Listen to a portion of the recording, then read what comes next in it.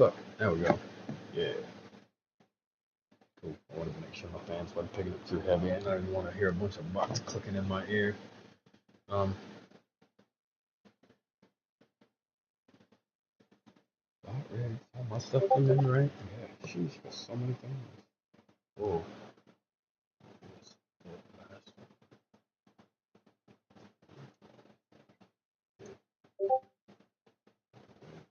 Oh, that's AJ's.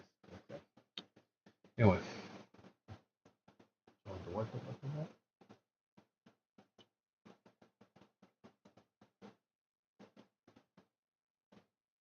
Man, I ain't been here in forever. Always on. Let's see what that. Oh no, these people. They're homeless, and that's how they do this.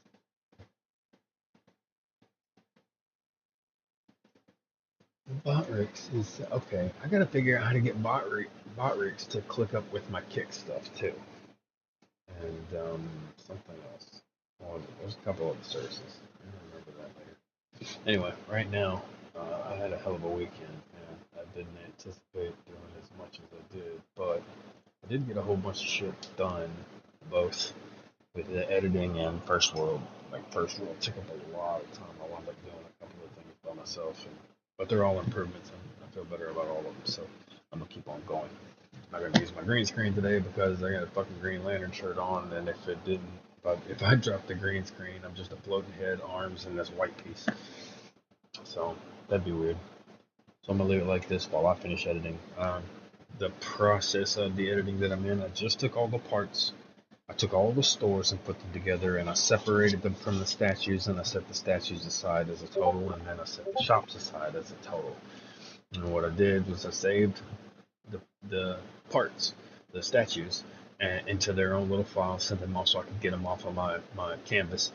And then now what I'm doing is going through each of the shops now that I've got all the items there and all the pieces and parts that I would like to use for each one of those. I'm going through each shop and making sure I don't have like crossover items, right? Like I don't have some shit over here that I've also got over here and blah blah blah blah blah, and I get all the stuff that like looks the way I want it to look. Um, yeah, getting everything spliced up correctly and to the places that they need to go. So there's 7 things now instead of 6 because I've decided to combine the animal place and the cabin because they basically serve the same function and they're miscellaneous like hunting items, fishing items, and shit like that throughout the game. So I'm gonna combine those two, and that way inside the cabin, instead of the guns and the clothes and shit, be replaced with the fishing gear and the binoculars and compasses and distance range, distance, whatever, range finders. I forget what the fuck it's called. But yeah, so once I get all these parts and pieces separated in each of those in the correct place, then what I'm gonna do is separate each one of them one by one. Then I've got to lock a piece of the frame in, right? I gotta import the current frame that I have and delete everything except for those um, platforms that I've created. Right, I'm gonna lock those, and then I'm gonna take the statues of parts and pieces that I just put together, and I'm gonna set them into the top right. And then what I'll do is one by one, I'll call a shop through there. Right, so I'll keep those things in my open palette, but they're all locked into place until I use one. So like when I do, I can just select a single area. So when I do like the food stuff, because I'm gonna go ahead and try to knock out the ones that I can do quick. So I'm gonna try to shoot for the medical because I know I can do the medical quick, and I'm gonna do the I think the food, the first 2 that I'm gonna do. So I'm gonna go food and medical, and then top for clothes, and then let's see, building vehicles. That's 1, 2, 3, 5. Got 2 more. Still want to have a spot to like have fun, a lounge area, so to speak. So I don't know, we'll see. But anyway, I'm gonna run them through that process one by one, so I can work on the shops simpler. It'll be easier to move and navigate everything if I don't have the whole thing compiling. I'm gonna wind up separating the shops anyway, so may as well do it now. Um, and then I'll keep these as the backups until the next update. Also, I gotta find that gun, man. I cannot find the name of that new gun. I need to look up the name of it again. I need to find it in the code, man. It's driving me nuts. Actually, let's go do that now. Battleship. At some point, I'm gonna make a quick video on like the breakdown of the usage of all of this stuff because it's just easier. Um, I think I can explain a lot. Like I'm a total fucking novice at half of the shit. I had to learn the hard way through experimentation, and I get shit wrong all the time. Like you know,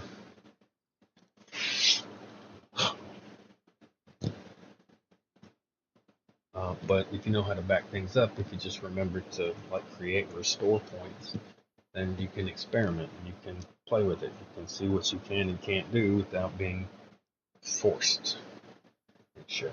So, I'm not really seeing any of my buddies around right now. I may.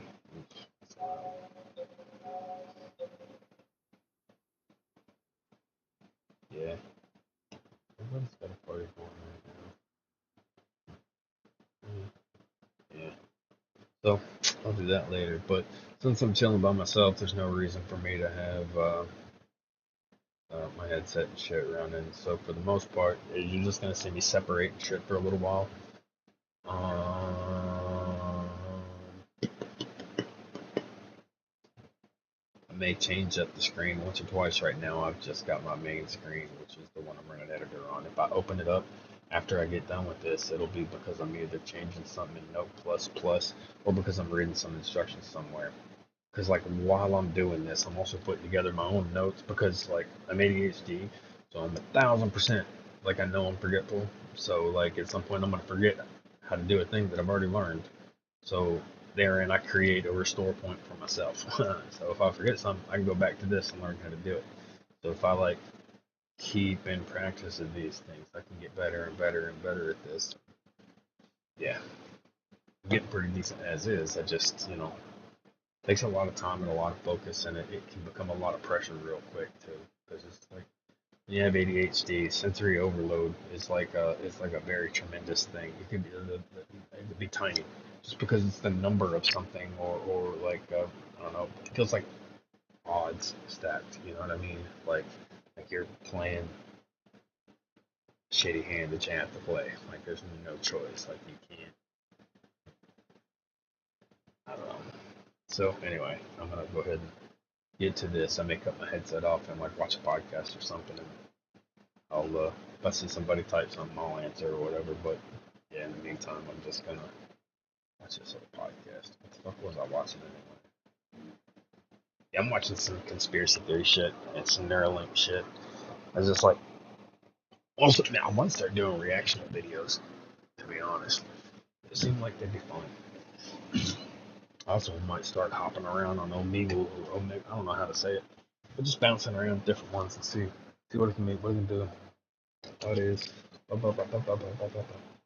know, what it was is. Huh. Well, I'll move down. And down a lot further over here. Huh. I can't believe I never thought to do that. That's something right there. Right. What? Yo, I just opened up all kinds of space for myself. I'm a dummy. I could have been doing it like this the whole time. Nice. I've got some other first world projects I want to do too, and I've been needing tabletop space to do it. So this is neat. Yeah, podcast, or whatever the fuck this is. Hello, everybody. My name is Alex Starling. I'm the second participant in the Neuralink study, and I'm here to count us down to the demo. In 5, 4, 3, 2, 1.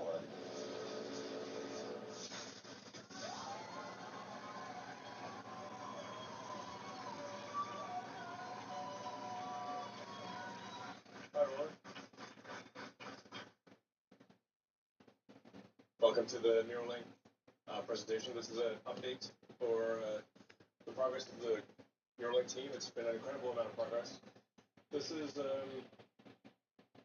we're going to start off high level, generally describing what Neuralink's doing, and then we're going to have a very deep technical dive, so you can actually get an understanding of what exactly we're doing at a granular level and what we can do to enhance human capabilities and ultimately build a great future for humanity. So those are neuron inspiring. It's funny to think that me talking right now is a bunch of neurons firing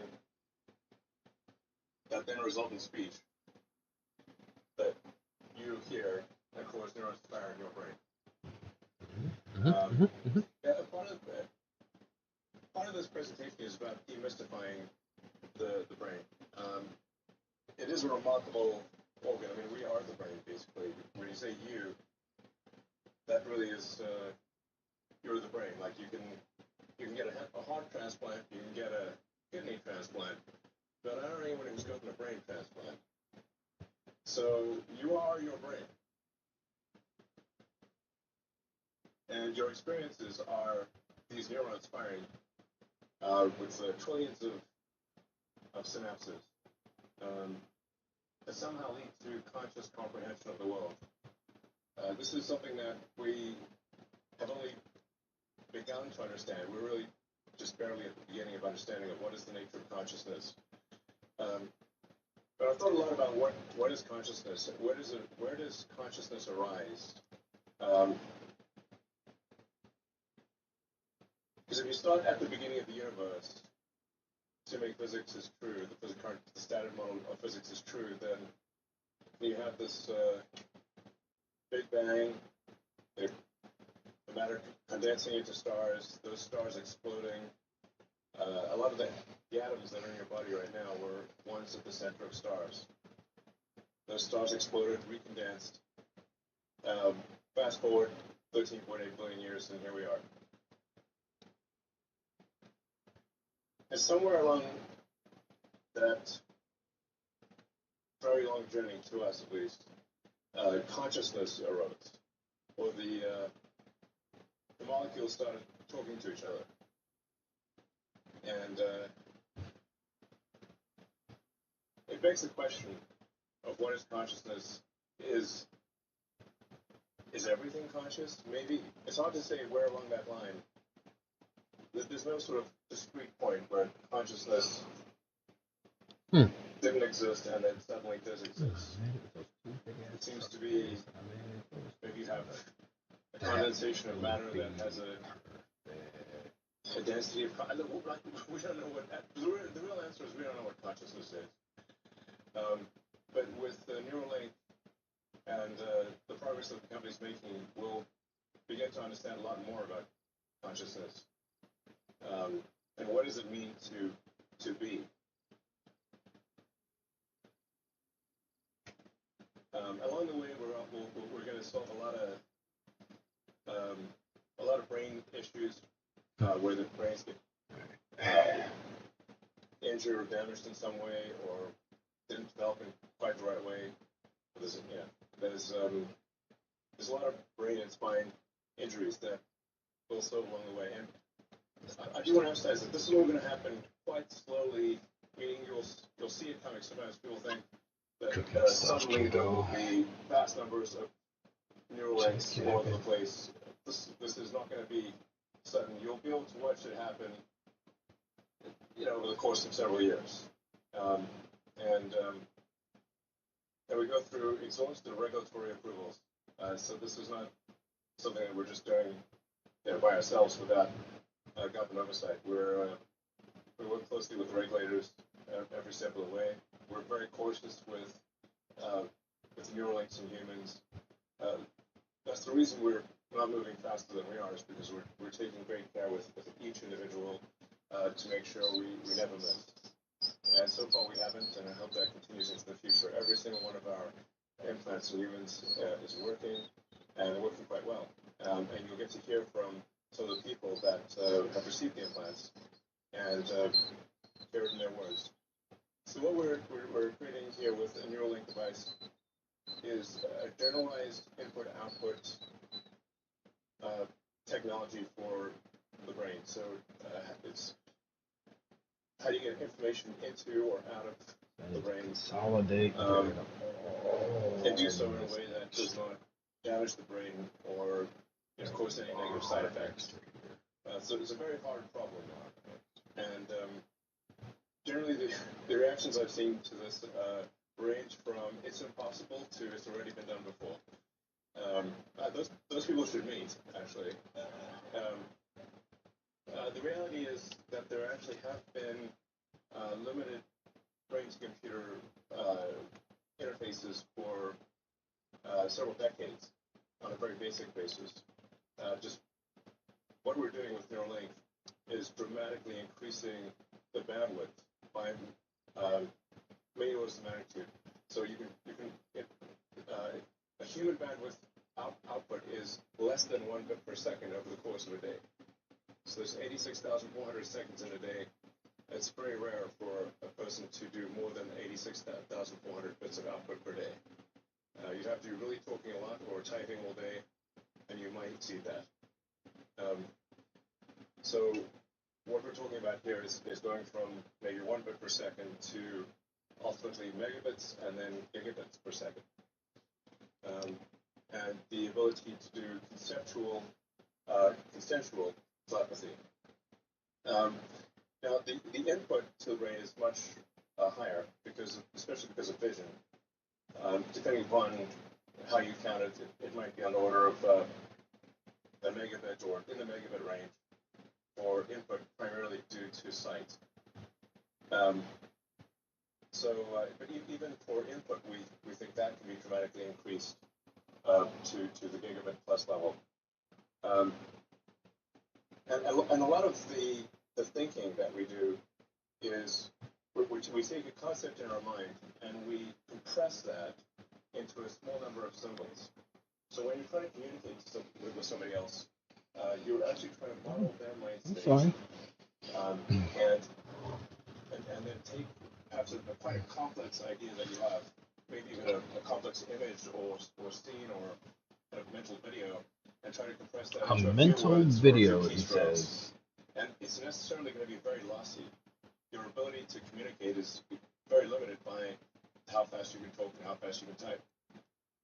And what we're talking about is unlocking that potential to enable you to communicate, like I said, thousands, perhaps millions of times faster than is currently possible.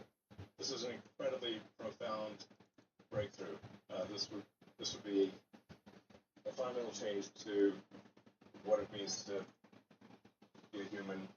So we're starting off with reducing human suffering, or addressing issues that people have. So they've been in an accident, or they have some neural disease that's degenerative, so they're losing capability to move their body, or some kind of injury, essentially.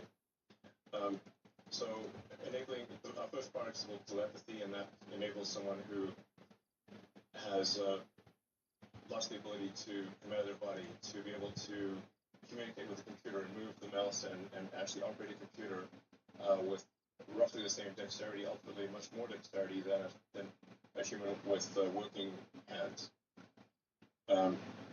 Then our next product is blind sight, which will enable those who have total loss of vision, including if they've lost their eyes or the optic nerve, or maybe have never seen, or even blind from birth, to be able to see again. Initially low resolution, but ultimately very high resolution, and then in multiple wavelengths. So you could be like Geordie LaForge in Star Trek, and you can see in radar, you can see infrared, ultraviolet, superhuman capabilities, cybernetic enhancement, essentially. And then along the way, this should help us understand a lot more about consciousness. What does it mean to be a conscious creature? We'll understand vastly more about the nature of consciousness as a result of this. And then ultimately, I think this helps mitigate the civilizational risk of artificial intelligence.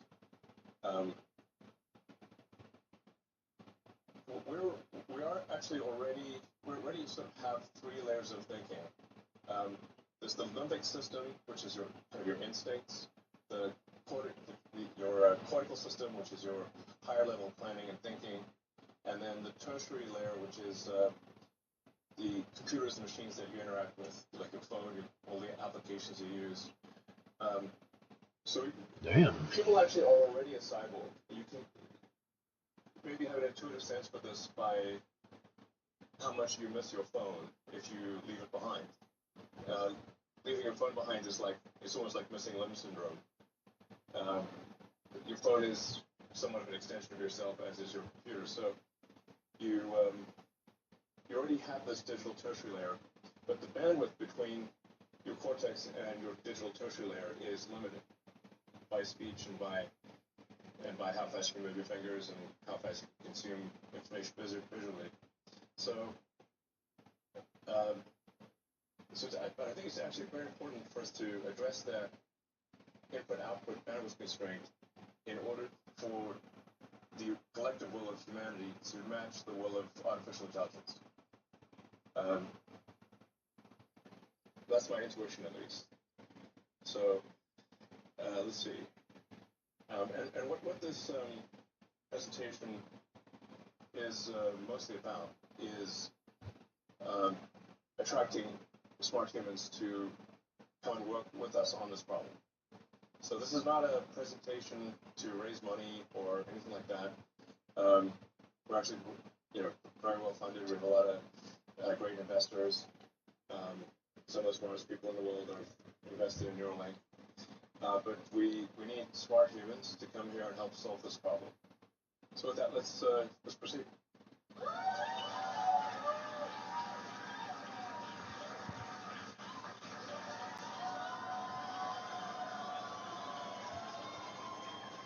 Hey everyone, my name is DJ.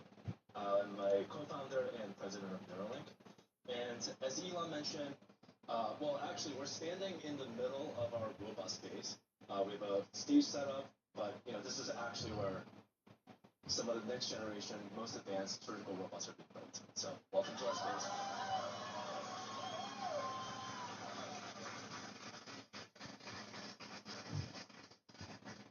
It's important to highlight that this technology is not being built in the dark.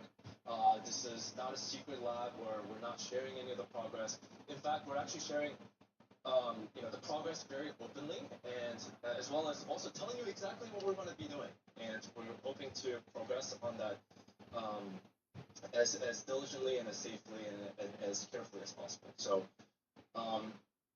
to start off, 2 years ago when we did our previous fundraising round, we outlined this path and timeline to first human. And we currently have a clinical trials in the US for a product that we call telepathy, which allows users to control phone or computer purely with their thoughts. And you're going to see how we do this and what the impact that this has had. And not only have we launched this clinical trial, but as of today, we have not just one, but 7 participants, and we have an approval.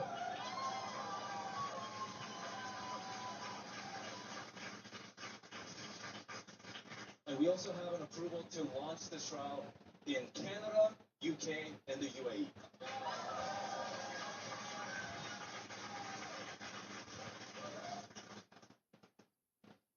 So I guess before we dive into what this technology is and what we built, but I wanted to quickly share a video with you guys of when our first 5 participants met each other for the first time. So here you go. All right, we have everyone together. What's up, guys? Thanks, everybody, for joining. Actually, no.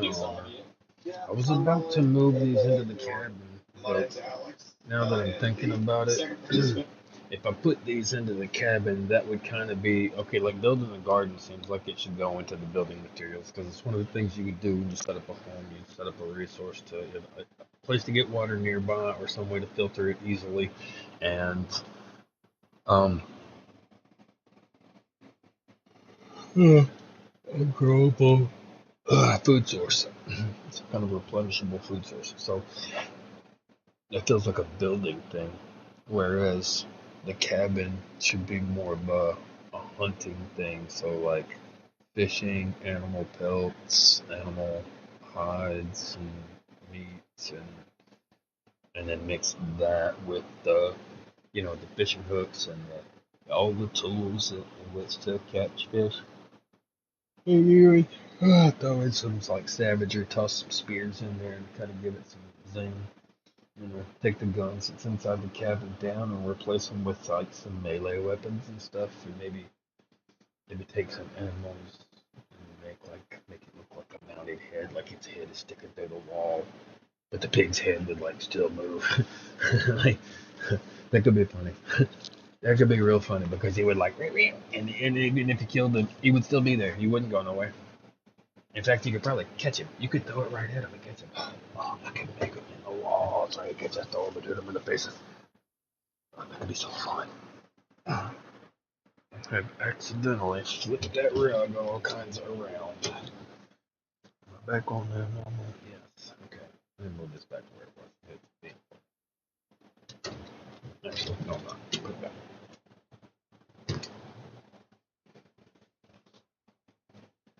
I just don't have any space like I would like.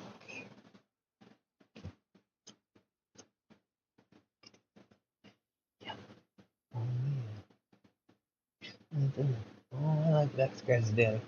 Oh, I like back scratches. Oh, yeah, I'm so comfy. Ain't she so comfy? Yes, she is. And she's so happy. Glad she is happy. I'm playful. Let me have it. What? You're not gonna put your hand on the side? There you go. That's one of what's wrong with you.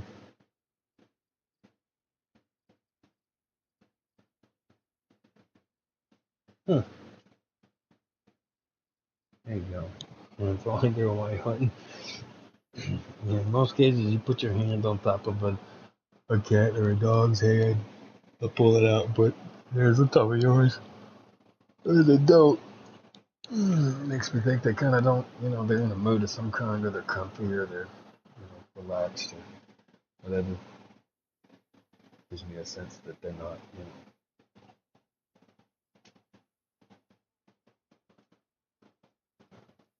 they're not in any kind of reactive state.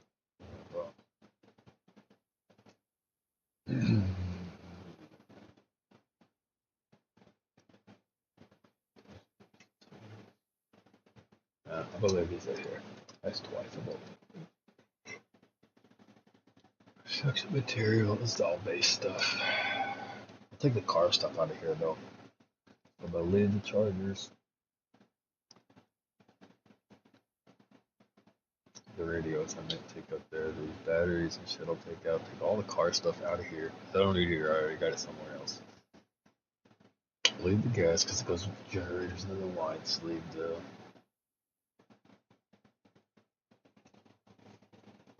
the car batteries. Leave the wire spools. Take the radios. I may not. I may just leave the damn thing and then check it for duplicates. That's what I should do. I should check them for duplicates individually first. Lock all the other things and then check for dupes. I still didn't have that function. Yeah. I got a lot of things here.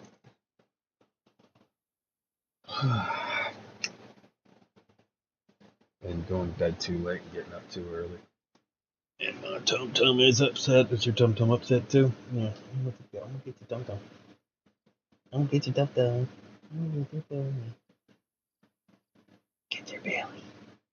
I'm petting your belly. You don't even care. Normally you don't let nothing touch your belly. Oh, you make it still smells like you. It smells like you. But it is you. The only thing I've been playing with this morning.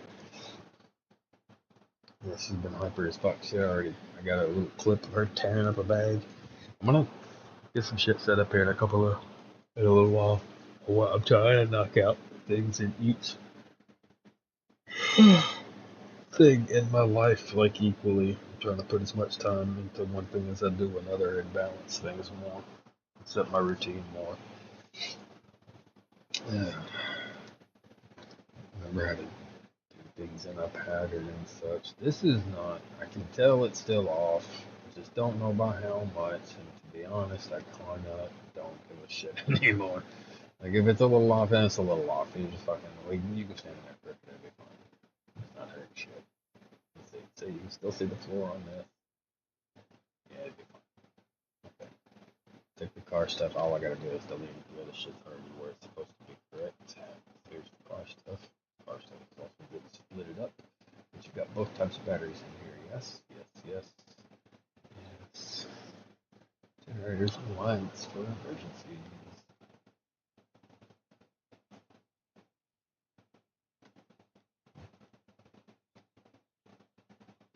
Or further than that too.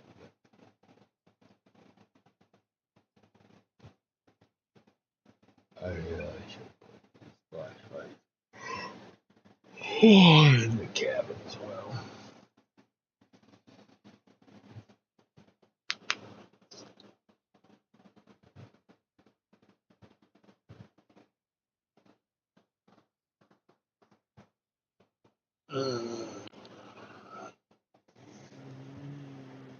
Mercy.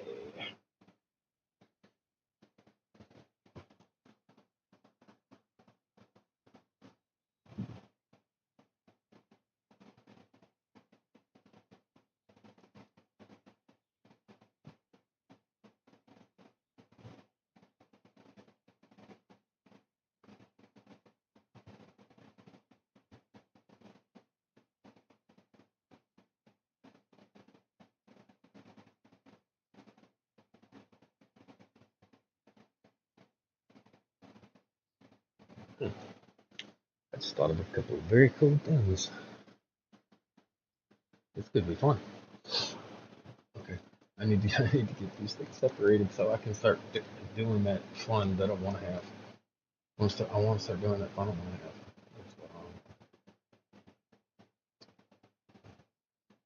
get one of the things out there.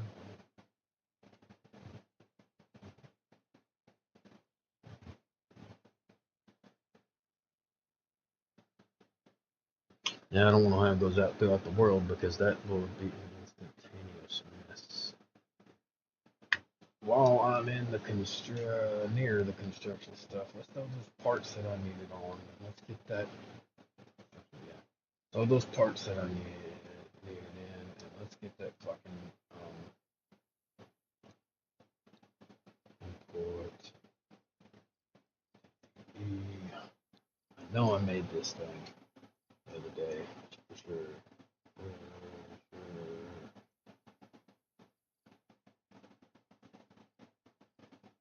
Pretty sure it's armory test.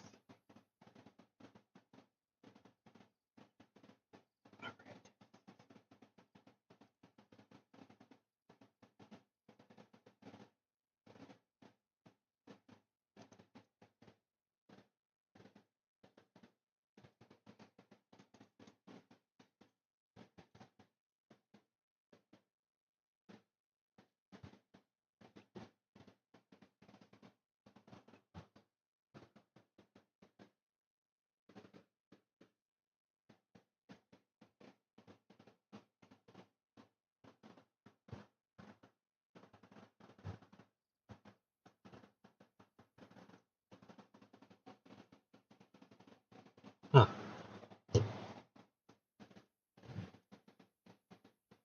Oh, I also need to bring in that chamber door. And I remembered that.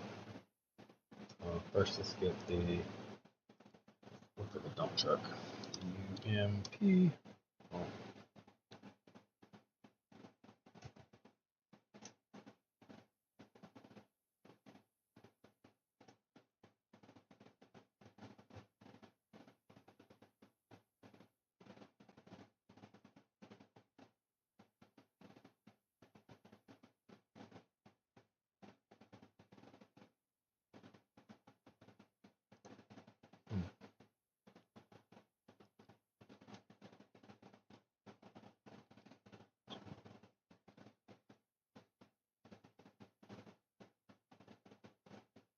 Think this.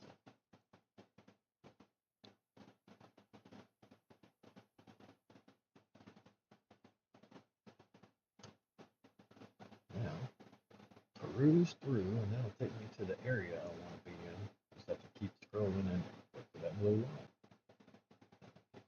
The area I want to be in.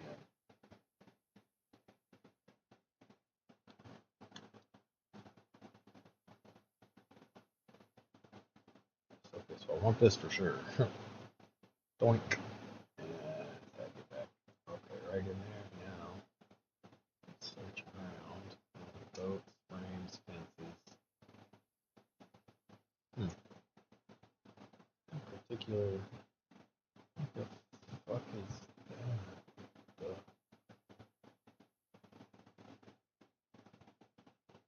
What's that say?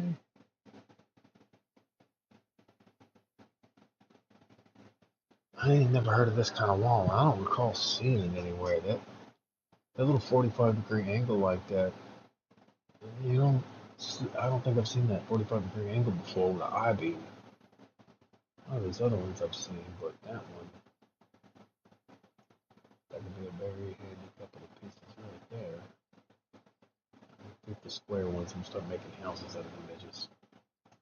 Cause I can actually like just blueprint up some shit. Like I don't know why I haven't yet. So I could make my own custom mazes and houses and everything else, custom picture frames. And actually, I'm gonna do that. There's another one of those. This is just a frame. Pokey? The fuck is Pokey? So, okay, let's go the other way then. You know what? Let's put a miniature frame together. We'll do a mini one, so we'll set this here for now. We'll shrink that bits later, make it come out of this place.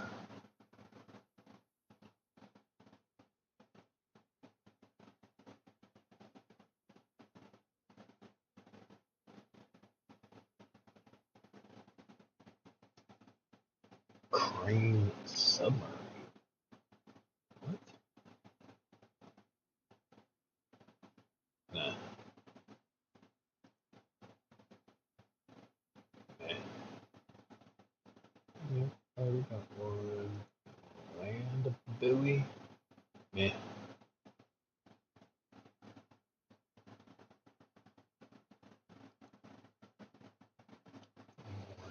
What the fuck is this, man? Some of these things. Can I take it? 11,000. Well, that's a nice number. We're definitely down some. What the fuck is this?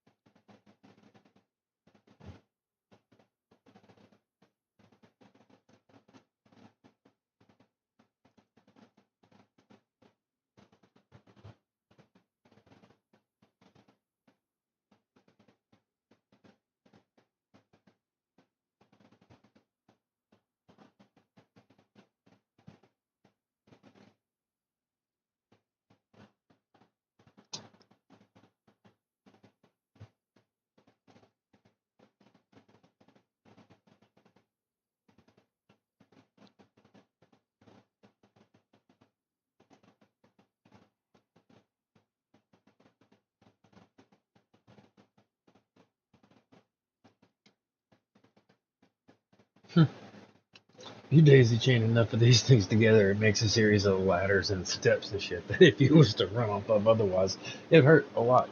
So it would make it slow to going up the thing. Oh, I got an idea for that. Oh, I got an idea for that. Means you couldn't charge out, no matter what. I know exactly what to do to make this thing a part of. Oh, that's a good idea. Okay, leave you here for a minute. So where was that at? Okay, keep going. This one. I don't remember this one.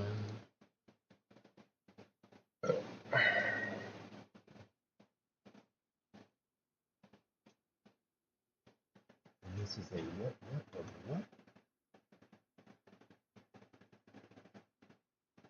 Concrete.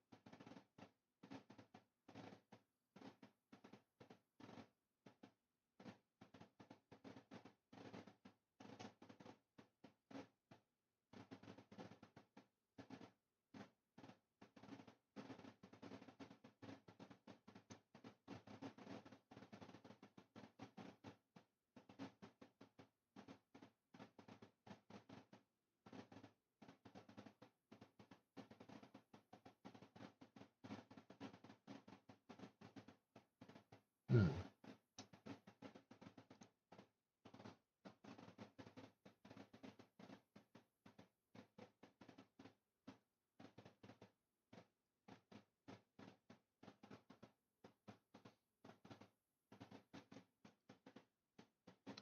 Fuck. I need coffee and to stop dropping my remote. That's definitely not good for it. I heard somewhere that um, it actually shortens its life expectancy if you drop it in disrespect. Shoot and miss. There we go.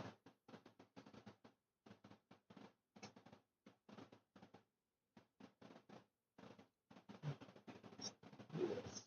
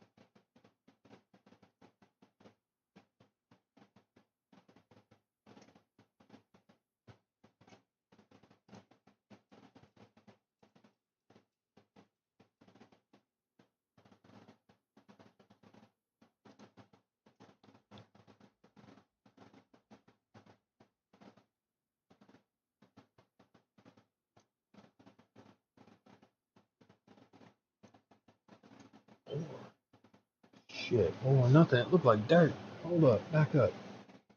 It does look like dirt. Dude, enough of this shit turned the right way.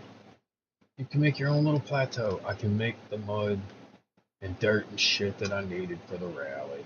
I don't need fucking solid ground to put it on. I can put the dirt in there on asphalt. Fucking dope. That means I can create whatever kind of boundary I want for these things.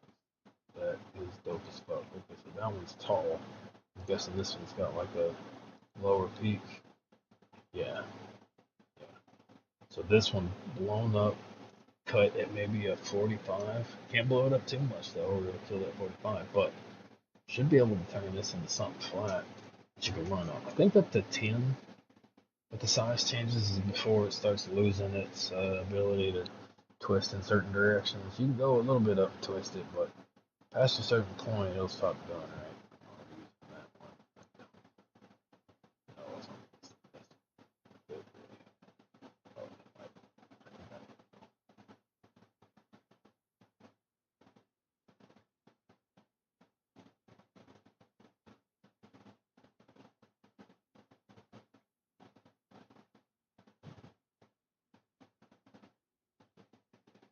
I don't even remember what I was looking for now.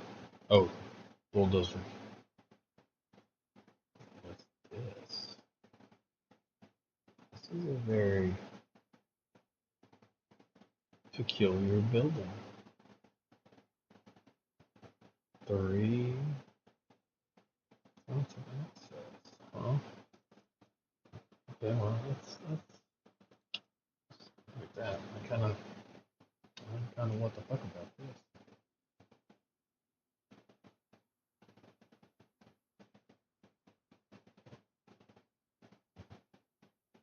Watch out.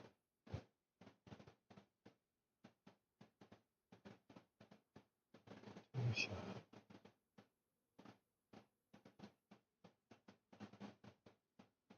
Supply room.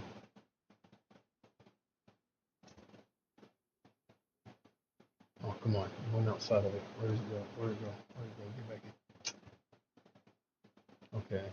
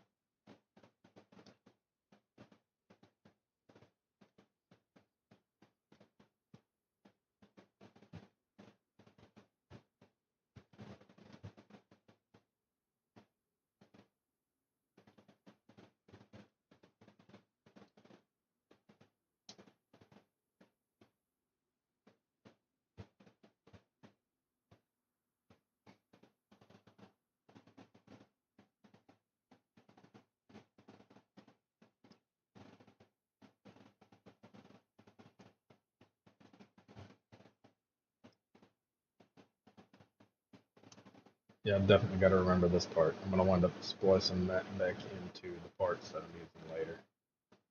I'm gonna leave that with the construction shit. Still need a bulldozer. But that place kind of dope. I might could blow that up and sell that in a way that maybe not. Hmm.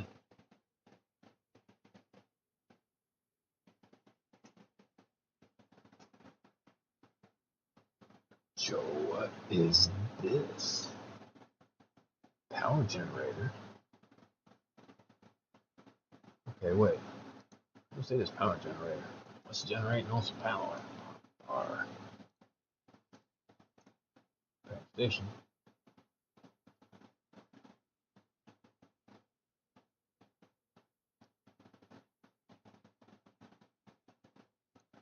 Okay. Hmm.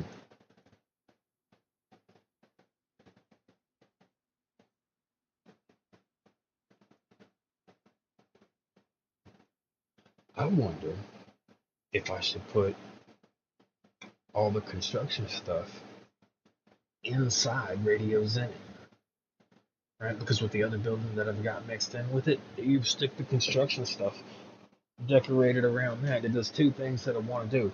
One, it keeps it on the ground. Two, it keeps it a little distance away. Right? Give it its own little flag or something, something that sticks up from even the little satellite dish that's already there. That's the perfect spot. And then I could just grab that whole section, clone it, stick it out in the field, stick it out. Um,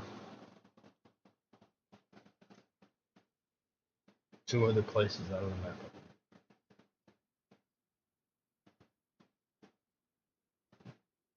I'm gonna do the same thing with medical food. Not doing weapons. Not doing vehicles.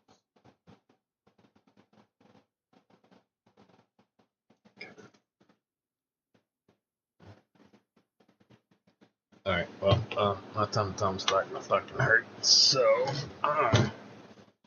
gonna quit moving this desk when I get back because I'm pissing myself off. I'm gonna go get some coffee, possibly use the restroom, stop moving this table, finish watching this podcast, this update for summer 2025 with Neuralink. Check this update, all while I complete going through this and finalizing each section so that I can separate these things. If I do this right, and if I really get to it, I should be able to grind this out today. So I'll be back in just a few minutes.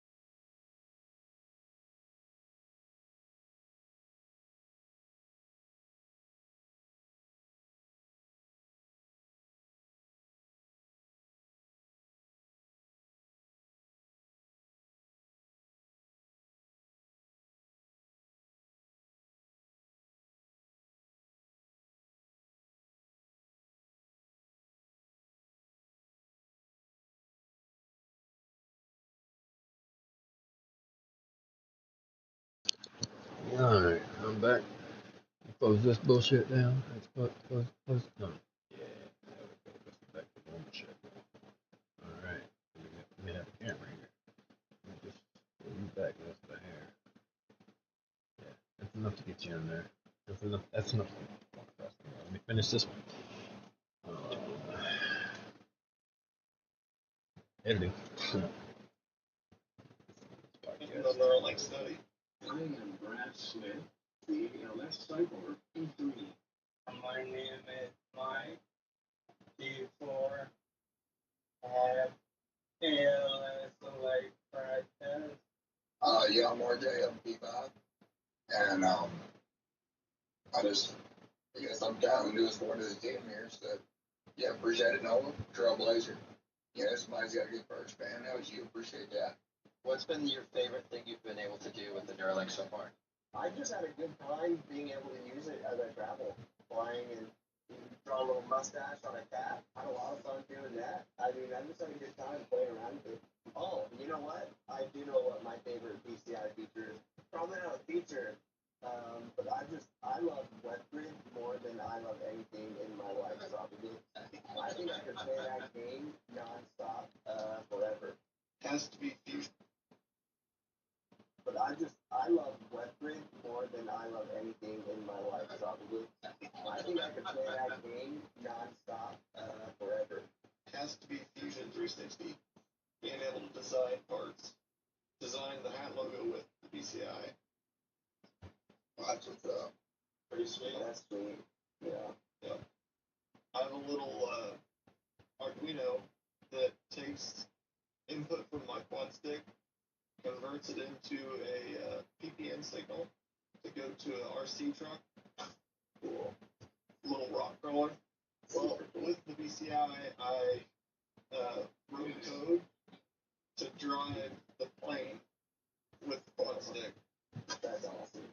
The best thing I like about Neuralink is being able to continue to provide for my family and continue working.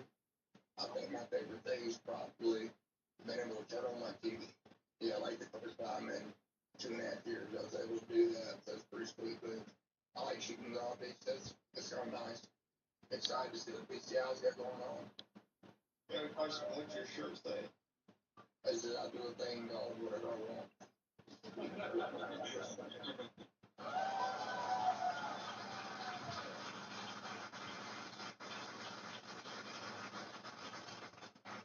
Now, one of the major figure of merits that we have is to keep track of monthly hours of independent PCI use. Effectively, are they using the PCI? And not at the clinic, but at their home.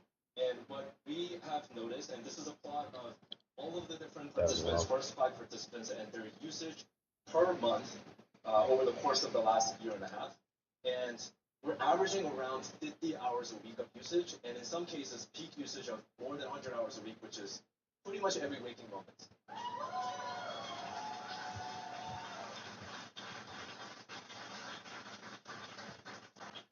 So I think it's been incredible to see all of our participants demonstrating greater independence through their use of PCI. Not only that, we've also accelerated our implantation cadence as we've amassed evidence of both clinical safety as well as value to our participants.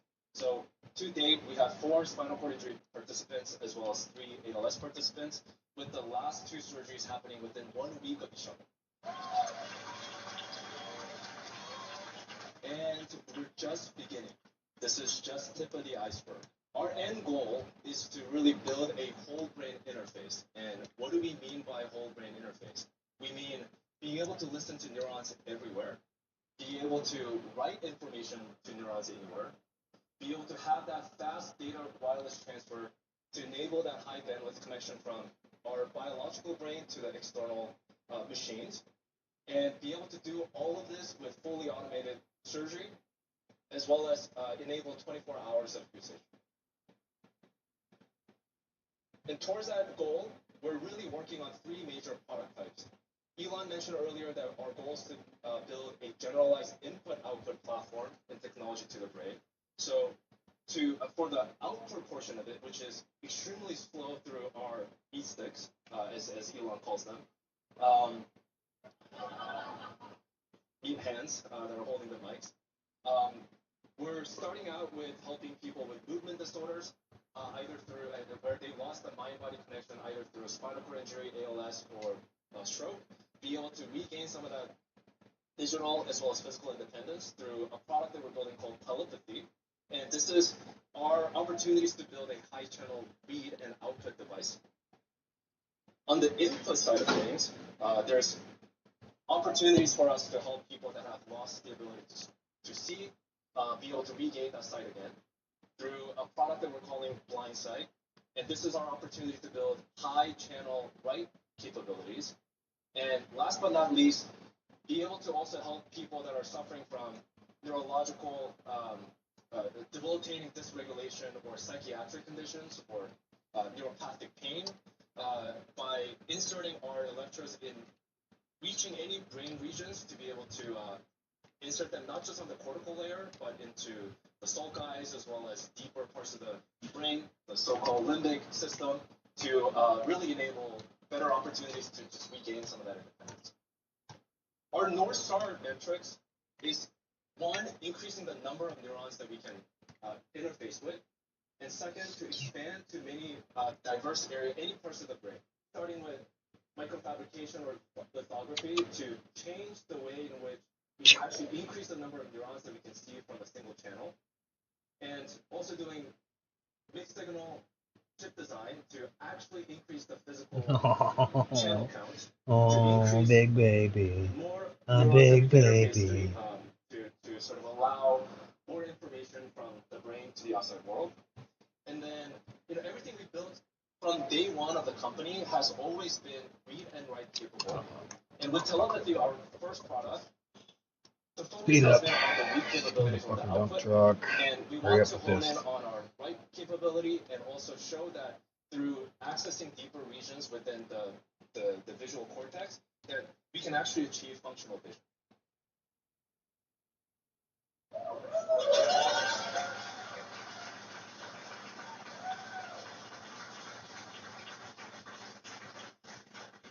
So now, just to step you through what the product evolution is going to look like in the next 3 years, today what we have is 1,000 electrodes in the motor cortex, the small part of the brain that you see in this animation called the hand knob area, that allows participants to control computer cursors as well as gaming consoles.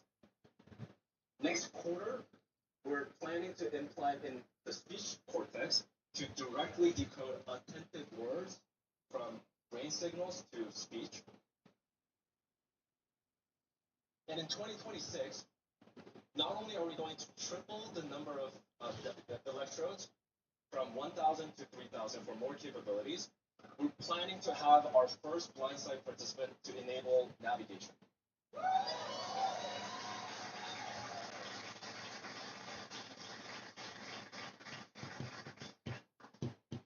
And in 2027, we're going to continue increasing channel counts, probably another triple, so 10,000 channels, and also enable, for the first time, multiple implants. So not just one in motor cortex, speech cortex, or visual cortex, but all of the above. And finally, in 2028, our goal is to get to more than 25,000 channels per implant, have multiple of these, have ability to access any part of the brain for psychiatric conditions, pain, dysregulation, and also start to demonstrate what it would be like to actually integrate with AI.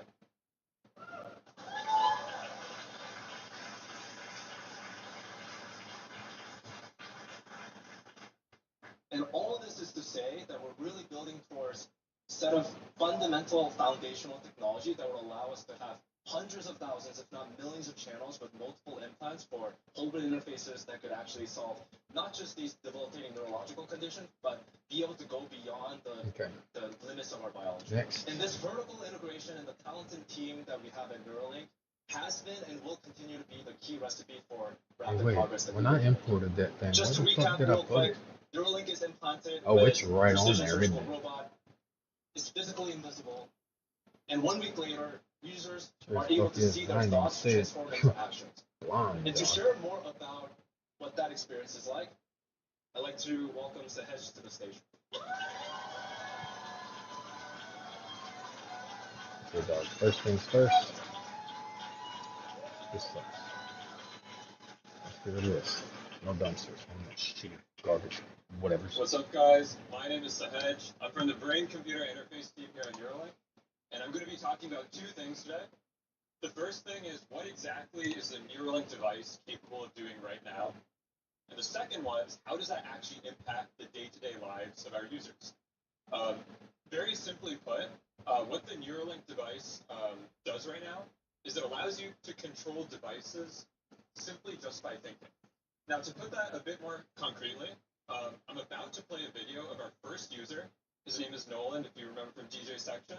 And what Nolan is doing is he's looking at a normal off-the-shelf MacBook Pro, and with his Neuralink device, as you're going to see, he's going to be able to control the cursor simply with his mind, no eye tracking, no other sensors. And what's special about this particular moment is this is the first time someone is using a Neuralink device to fully control the cursor. This is not your ordinary brain-controlled cursor. This is actually a record-breaking control, literally on day 1, beating decades of brain-computer research. And I'm about to show you the clip on day 1, Nolan breaking the BCI world record.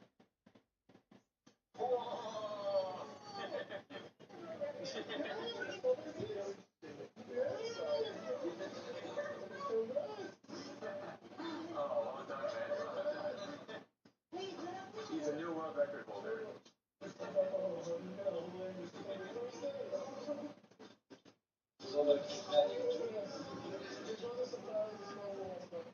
thought it was higher. I thought I would have to get to 5 or something. Oh my gosh, that's crazy. It's pretty cool.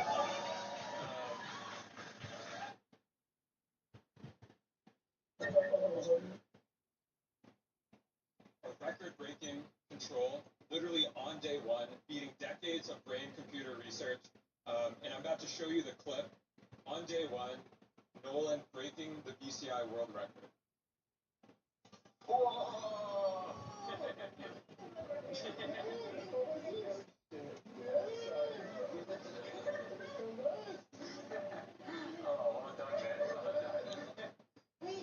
He's a new world record holder.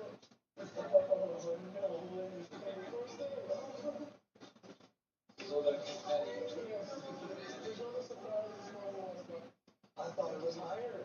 I thought I would have to get to 5 or something. Oh my gosh, that's crazy. It's pretty cool.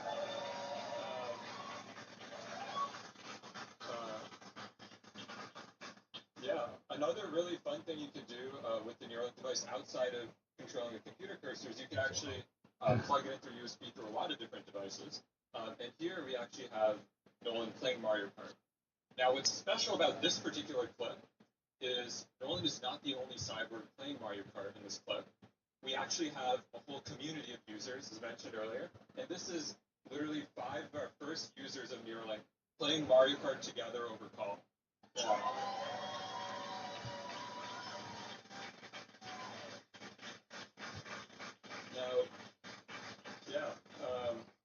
Mario Kart it's cool. You know, you're using one joystick and then you're clicking like a couple buttons to throw items. What would be even cooler is what if you could control 2 joysticks at once, simultaneously with your mind. What I'm about to show you, and I think this is for the first time someone playing a first-person shooter game with a brain-computer interface. This is Alex and RJ playing Call of Duty, controlling one joystick to move and then the other joystick to, I think, point your gun and then shooting people as a button. Here's Alex shooting another person. Oh, dear God. Oh, that was fun. Oh, dude, I wanted to freaking shoot you. Dude, RJ, Alex got you. I know this shot in the face. Now that we have a bit of a sense of what the PCI can do, a very important question. Shooting another person. Oh, dear God. Oh, that was fun. Oh, dude, I wanted to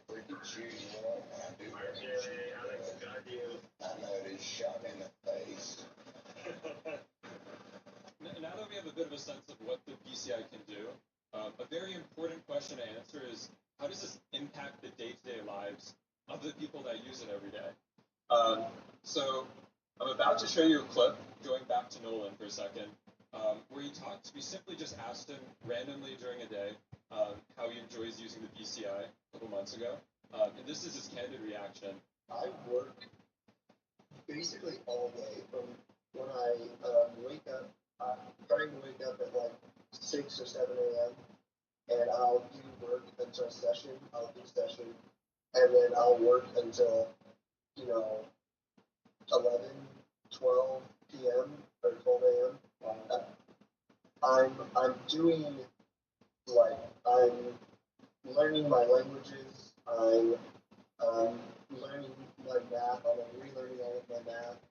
I am writing. I am doing that class that I signed up for, and I wanted to point out that like this is not something I would be able to do like without the Neuralink.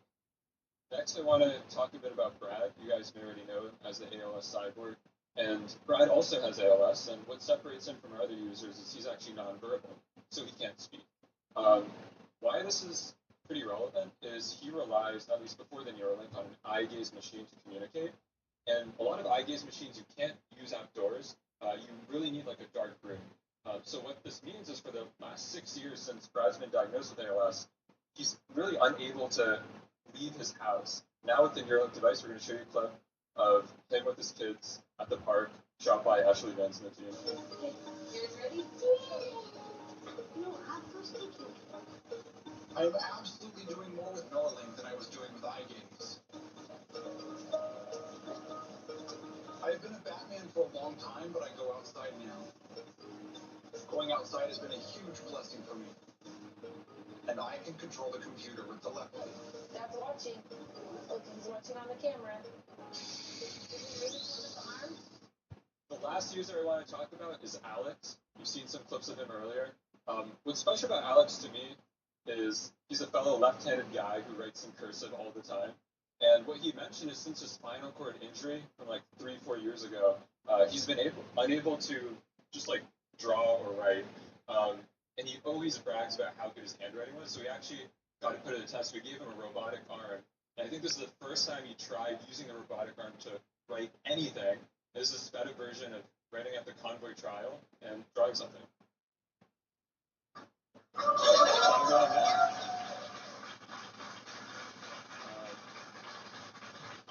Now, yeah, controlling a robotic arm is cool, but this one has a clamp.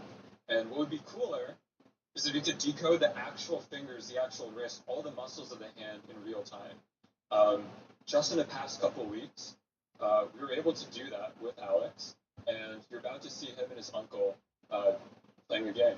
Rock, paper, scissors, shoot.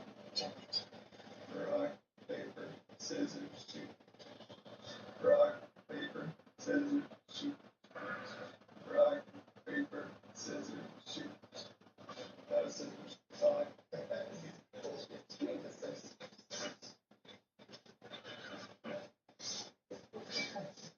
more?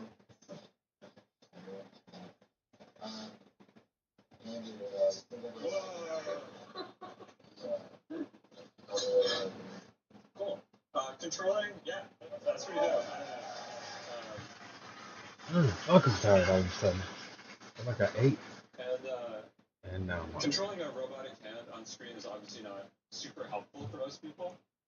Fortunately, we have connections with Tesla, who have the Optimus hand, and we're actually actively working on giving Alex an Optimus hand so that he can actually control it in his real life.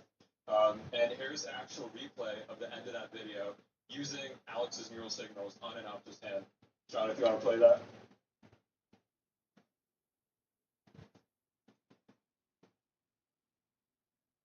Yeah.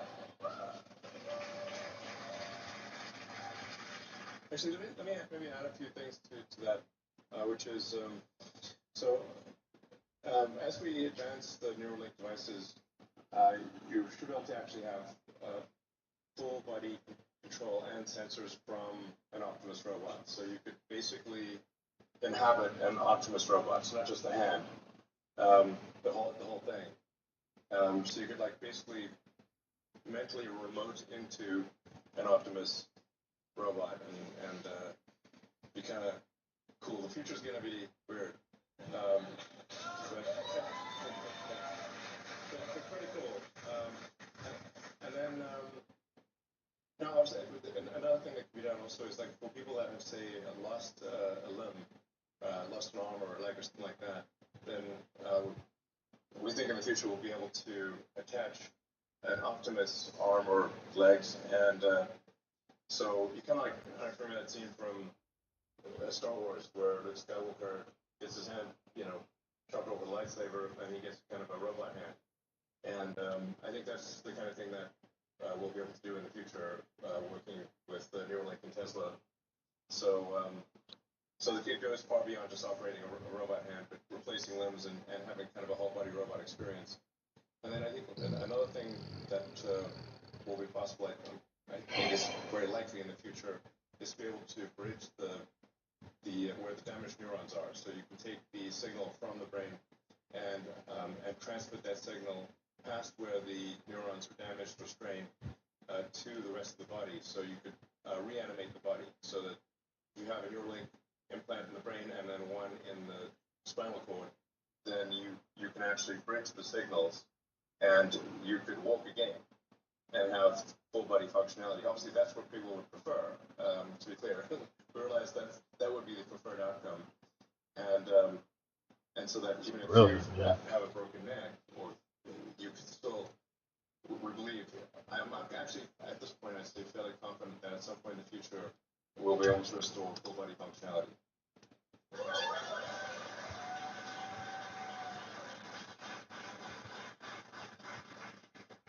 Yes, so hello everyone. My name is Nir, and I'm leading the DayZ application group. And I think the videos that Sahej just showed with you, I probably watched them maybe thousands of times, but still I get a goosebump every time I watch them. And I think this is one of the cool perks here at Neuralink when you get a job is that you might get goosebump every week, or maybe every few days in a good week. And this is really fun. As an engineer, it's really cool because you can build a new feature, you can build a new machine learning model, a new software feature, and test it, understand them with the participants, and get feedback.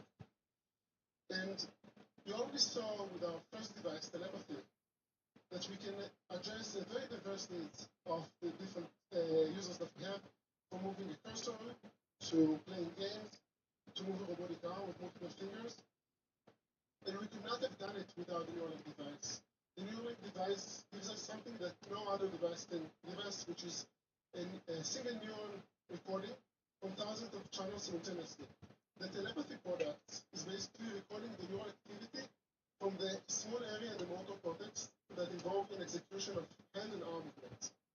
But if we go only about 2 or 3 inches below, there's another brain area that's involved in execution of speech. And with the same device, with the same machine learning model architecture, the same software pipeline, the same surgical robot, we can have a new application. And we can do it very quickly. It's really interesting that if we can decode someone's intention to speak silently and non-vocal communication, we can use that to revolutionize the way we interact with computers, with technology, and with information. Instead of typing with your finger or like moving the mouse or talking to your phone, you'll be able to interact with the computer with the speed of thought. It will make this interaction much faster and much more intuitive. The computers will understand what you want to do. And we can also expand that to AI. We can now build an interface with AI that will be able to retrieve information, will be able to store our thoughts anywhere, anytime, privately and silently. Again, because we built a fundamental technology, a platform, and we do everything in-house. We own the entire stack, from neurons to pixels on the user's computer. Now I'll pass it to Ruth to talk about UI 57.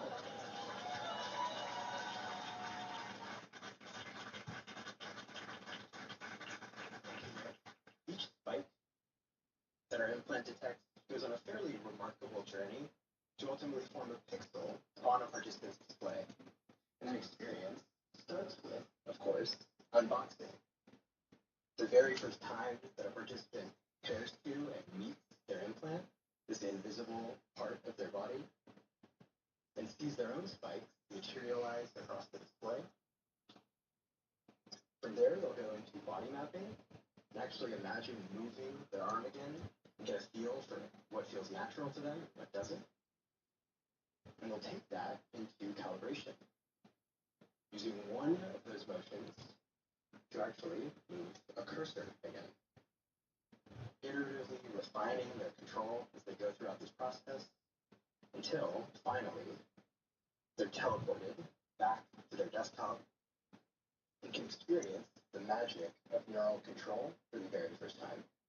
And our control interfaces is where the OS integration that we do really shines, letting us adapt both control and feedback for every interaction.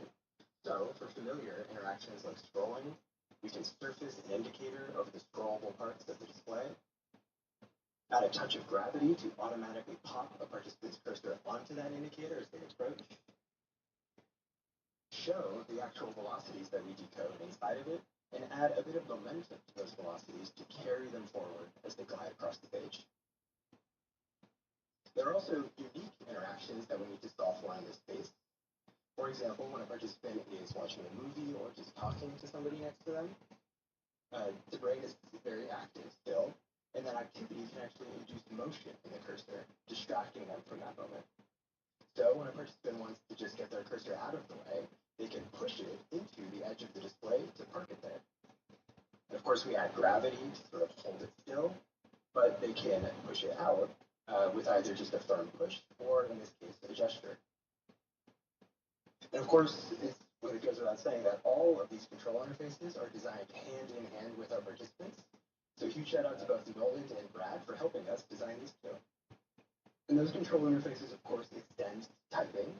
We have a great software keyboard that does everything you'd expect it to, popping up when a participant clicks on a text field, giving them feedback about the click along the surface of the key, and supporting both dictation and swipe.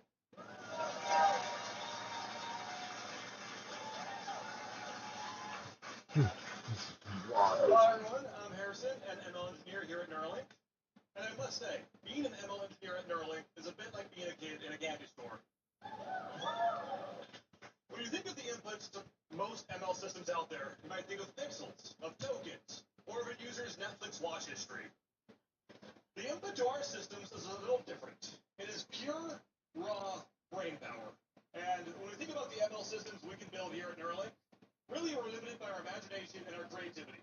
There's no reason our ML systems can't do anything that the human brain can do, such as controlling a phone, typing, or even gaming. Right here to my left is actual footage of Alex, one of our participants, playing a first-person shooter against RJ, another one of our participants. Now, for those unfamiliar with first-person shooters, this is not a trivial feat. It requires 2 fully independent joysticks, or 4 continuous degrees of control, as well as multiple reliable buttons. Now, contrary to popular belief, the Neuralink does not simply read people's minds. It's simply reading neuronal activations corresponding to motor intent. So one of the fun challenges with this project was figuring out which motions were going to be mapped to the joystick. We started with the typical left thumb and right thumb, but quickly found that the dominant hand overshadowed the non-dominant hand. My personal favorite is we had one of our participants imagine walking for the left joystick and aiming for the right joystick. So in-game, they were simply doing naturalistic motions, like you might do in virtual reality in Ready Player One. And that was really cool to watch. What we ended up on was the thumb for the left joystick and the wrist for the right joystick. And I challenged the audience to try to replicate their motions. I'm really in awe of them being able to pull this off. I want to talk a bit about the progress to our cursor calibration experience. To my left here, you can see RJ completing his first ever cursor calibration with a redesigned open loop flow where he first gathered information about his intent and how to map the neural activity, to the first time he controls a cursor, to the final product where he has smooth and fluid control of his computer. And most remarkably, this experience took only 15 minutes from start to finish. 15 minutes from not...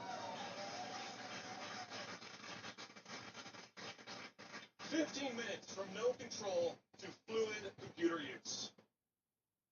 Contrast that to a year and a half ago with D1, where that was multiple hours to get to the same level of control and several engineers standing around a table pulling their hair out.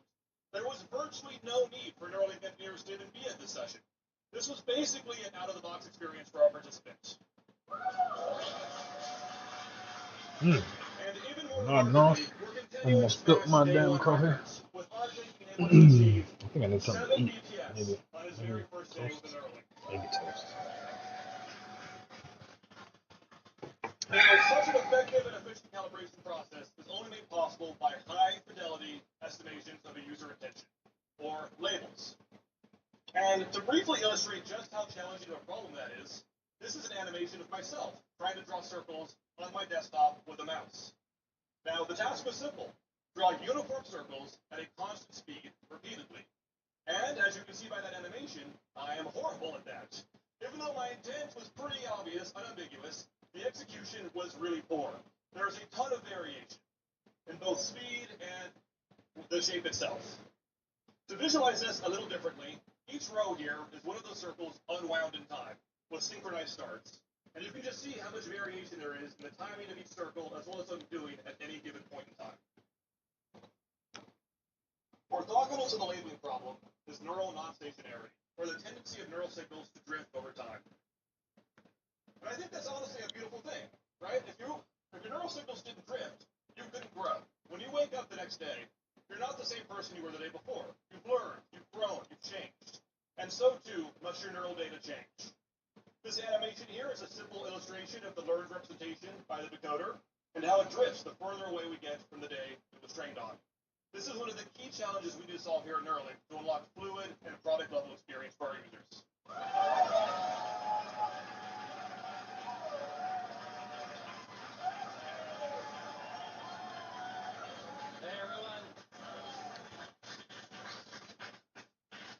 Hey everyone, my name is Joey.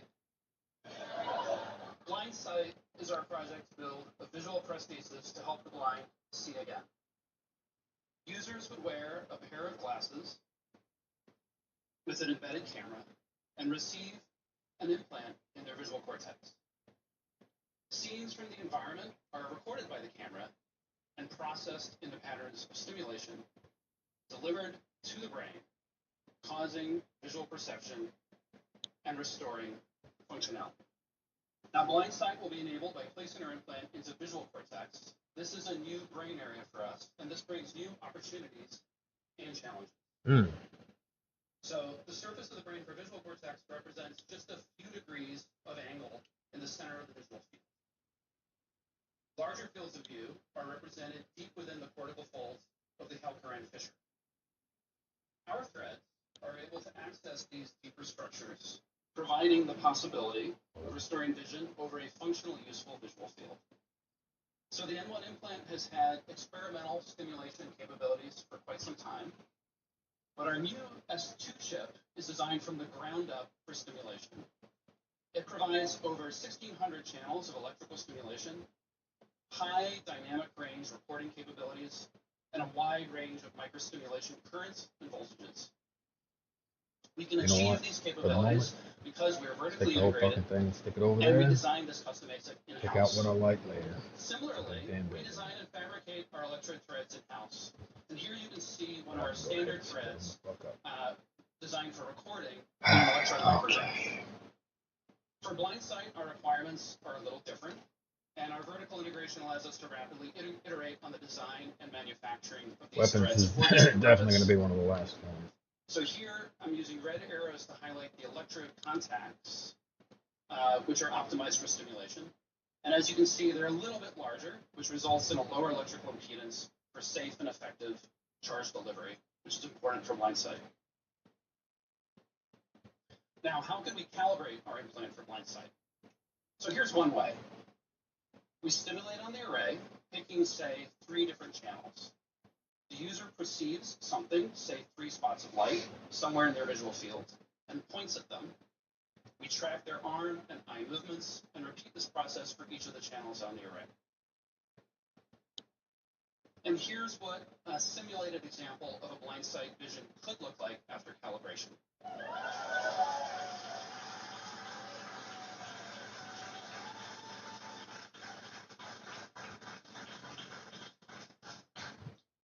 Now, I showed you how for blind sight we need to insert threads deeper into the brain than we have previously.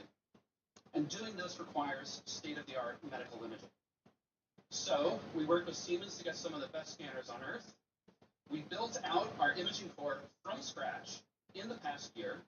Actually, it was faster than that. It was about 4 months from dirt to done. Since bringing the scanners online, we've scanned over 50 internal participants, building out a database of human structural and functional anatomy. What can we do with the imaging information from these scanners? So medical imaging can be used for surgical placement. It lets us parcelate out brain regions by their function.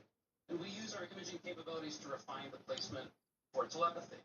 It also gives us the capability to target new brain regions for future products such as blind sight or speech prosthesis. And we're working towards more capabilities. So one-click automated planning of surgery from functional images to robot insertion targets. Here you can see a screen capture from one of our in-house tooling to do end-to-end surgical planning. You can see a region of motor cortex known as hand knob and the thread trajectory plans that will be sent directly to the robot. This is a really incredible degree of automation that's only possible because we're controlling the system from one end to the other. My name is John, and I lead the robot mechanical team.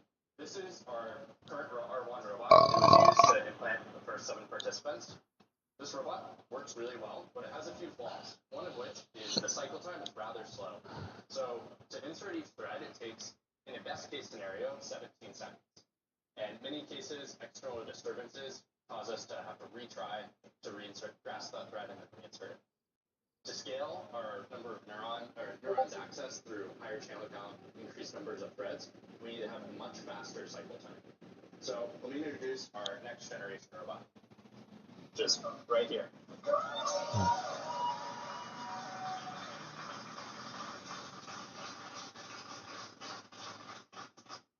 Through rethinking the way that we hold the implant in front of the robot by holding it directly in front on the robot head, we're able to achieve an 11 times cycle time improvement. So each thread takes 1.5 seconds. We also scale up a lot of surgery workflow process improvements through deleting the separate operator station and implant stand. Now, the outside of the robot looks pretty similar between the two, but it's what's inside that really counts. Each system has been redesigned from the ground up with a focus on manufacturability, serviceability, and using a lot of our vertical integration techniques. It's enabled us to have a lot more control of the system end to end. Now, that fast cycle time doesn't mean much if it's not compatible with a significant portion of the human population. Prior to each surgery, we scan a participant's anatomy and ensure that they will be compatible with the robot and vice versa. Unfortunately, the robot isn't compatible with everyone, so we had to extend the reach of the needle in the next generation robot, and now we're compatible with more than 99% of the human population. We've also increased the depth that the needle can insert threads. Now we can reach more than 50 millimeters from the surface of the brain, accessing and enabling new indications. We have to produce a ton of custom sterile components for each surgery. We actually supply more than 20 of these parts. Many of these parts are made through traditional CNC manufacturing capabilities, which we do just on the other side of this wall, actually, and some custom developed processes like this femtosecond laser milling used to manufacture the tip of the needle.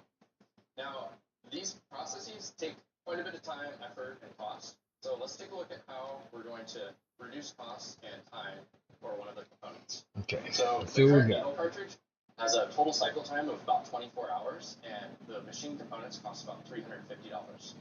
The final assembly is performed by a set of highly skilled technicians. They have to glue a 150 micron diameter cannula onto this wire EDM machined stainless steel base plate.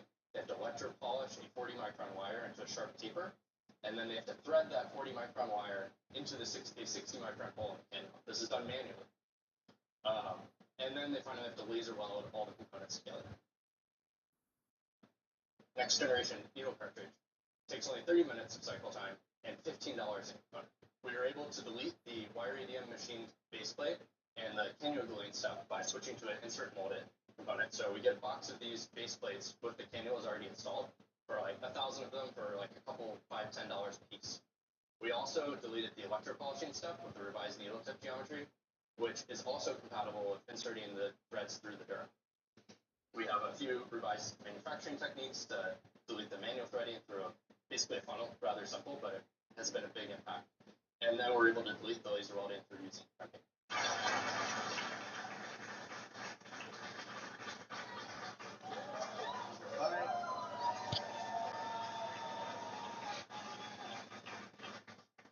Hi, I'm Julian. I'm one of the leads on the implant team.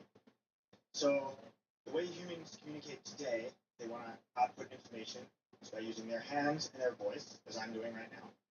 And if you want to receive information, you use your ears and your eyes. And of course, that's how you're receiving this very talk. But we've built this implant. And this implant is very special because it is the first time that we're able to add a completely new mode of data transfer into and out of the brain. If you look at this device in a nutshell, it's really just sampling voltages in the brain and sending them over radio. But if you zoom out and look at the system from end to end, what you actually see is that we're connecting your brain, or biological neural net, to a machine learning model, or a silicon neural net, on the right-hand side.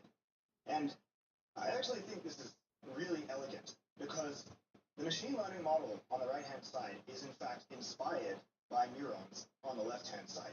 And so in some sense, we're really extending the fundamental substrate of the brain. For the first time, we're able to do this in a mass market product. That's a very, very special piece of hardware.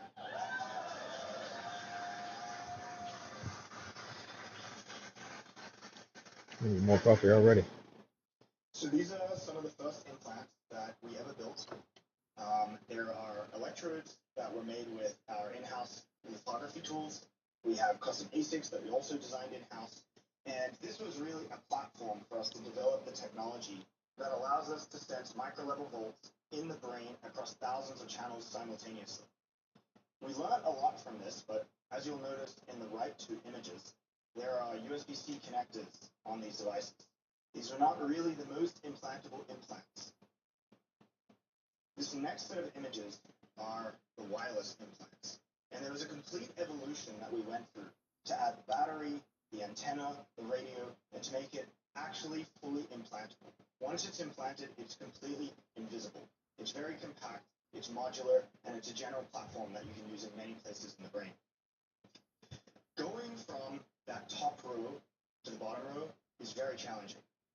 The implant you see on the bottom right here is in fact the device that we have working in 7 participants today, and it's augmenting their brain every day and restoring their autonomy. But getting to that point involved a huge number of formidable engineering challenges. We first had to make a hermetic enclosure, passing 1,000 separate conductors through the enclosure of the device. We had to figure out how to make charging seamless and work with very tight thermal constraints in a very, very small area. And then we also had to scale up our testing infrastructure so that we could support large-scale manufacturing and very safe devices and have confidence in our iteration cycle. So what's next? We're going to be increasing our manufacturing so that we don't just produce, a small number of implants per year, but thousands and then eventually millions of implants per year. We're also going to be increasing channel count. More channels means more neurons are sensed, which means more capabilities. In some sense, we often think a lot about the Moore's law of neurons that we're interacting with. And in the same way that Moore's law propelled forward many subsequent revolutions in computing, we think that sensing more and more neurons will also completely redefine how we interact with computers and reality at large. I want to leave you with one final thought. When I was a child, I used a 56 kilobit modem to access the internet. If you remember what it's like, you would go to a website. You're lucky. You're a lucky bastard. Yeah, I was with computers and reality at large. I want to leave you with one final thought. When I was a child, I used a 56 kilobit modem to access the internet. If you remember what it's like, you would go to a website. You're lucky. You're a lucky bastard. Yeah, I was a child. We had acoustic couplers. Oh yeah, okay. So just beep at each other. Yeah, the first modem was the acoustic coupler. Incredible. incredible device, honestly. But then if you, I guess if you're my age, you started with 56 KB modem, and you would go to a website and like there would be an image, and it would scroll like slowly, it was loading pixel by pixel on the screen. So that's what it's like to be bandwidth limited. Now imagine using the current internet with that same modem. It's inconceivable. It would be impossible to do.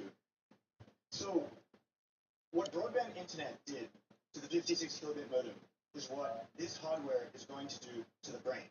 We are trying to drastically expand the amount of bandwidth that you have access to have a much richer experience and superhuman capabilities.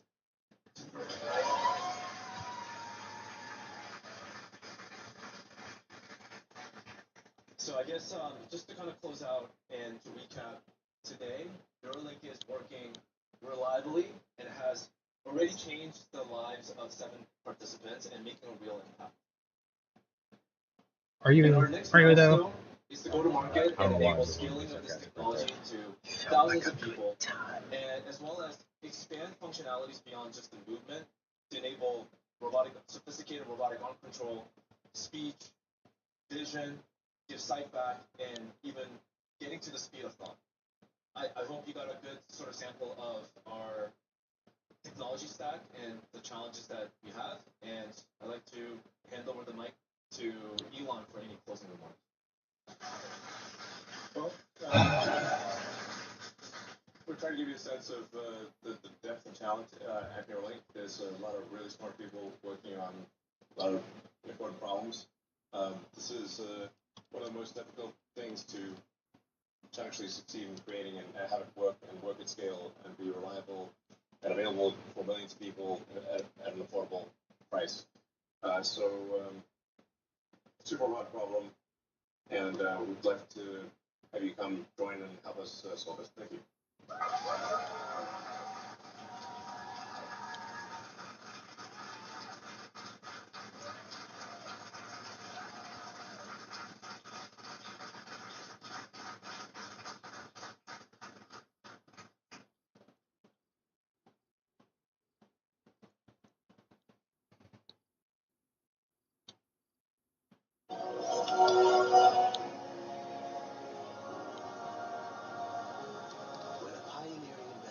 Inspires you to go further than you ever dreamed you could.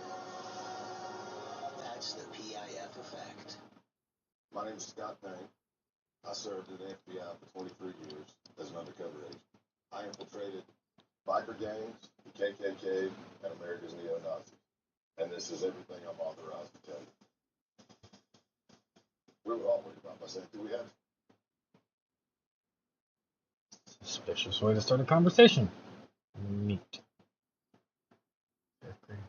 Uncovers cartel plot to kill 14 million.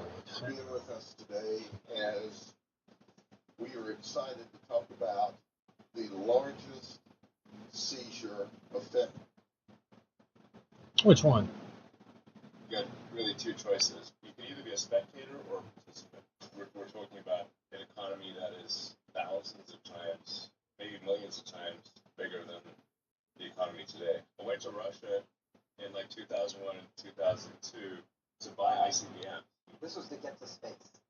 Yeah, As a rocket. Not to nuke anyone, but like I think we're quite close to digital superintelligence. It may happen this year.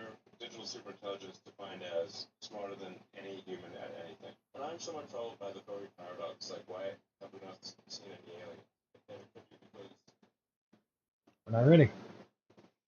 That's why. Because we're not ready. We bring you Elon Musk's latest unfiltered interview where he shares exclusive predictions about artificial intelligence, the race to Mars, and building companies that could save humanity from extinction. In this supercut, we work on reducing pauses and filler words while preserving every crucial insight, saving you over 15 minutes of your valuable time. After months focused on politics, this conversation returns to what Elon does best, engineering the future. We've structured this into 3 focused chapters. First, the foundations that shaped his thinking.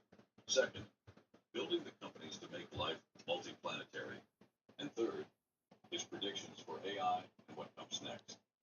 Chapter 1, First principles, how Elon got started. Was there ever a moment in your life before all this where you felt, I have to build something great? And what flipped that switch for you? Well, I didn't originally think I would build something great. I wanted to try to build something useful, but I didn't think I would build anything particularly great because probabilistically seemed unlikely. But I wanted to at least try. So you're talking to a room full of people who are all technical engineers, often some of the most eminent AI researchers coming up in the game. Okay. I like the term engineer better than researcher. I mean, I suppose if there's some fundamental algorithmic breakthrough, it's research, but otherwise it's engineering. Maybe let's start way back. I mean, when you were, this is a room full of 18 to 25-year-olds. It skews younger because the founder set is younger and younger. Can you put yourself back into their shoes when you were 18, 19, learning to code, even coming up with the first idea for Zip2? What was that like? Yeah, back in '95, I was faced with a choice of either do grad studies, PhD at Stanford in the material science, actually working on ultracapacitors for potential use in electric vehicles, essentially trying to solve the range problem for electric vehicles, or try to do something this thing that most people have never heard of called the internet. And I talked to my professor, who was Bill Nix, in the material science department, and said, like, can I defer for a quarter because this will probably fail, and then I'll need to come back to college. And then he said, this is probably the last conversation we'll have. And he was right. But I thought things would most likely fail, not that they would most likely succeed.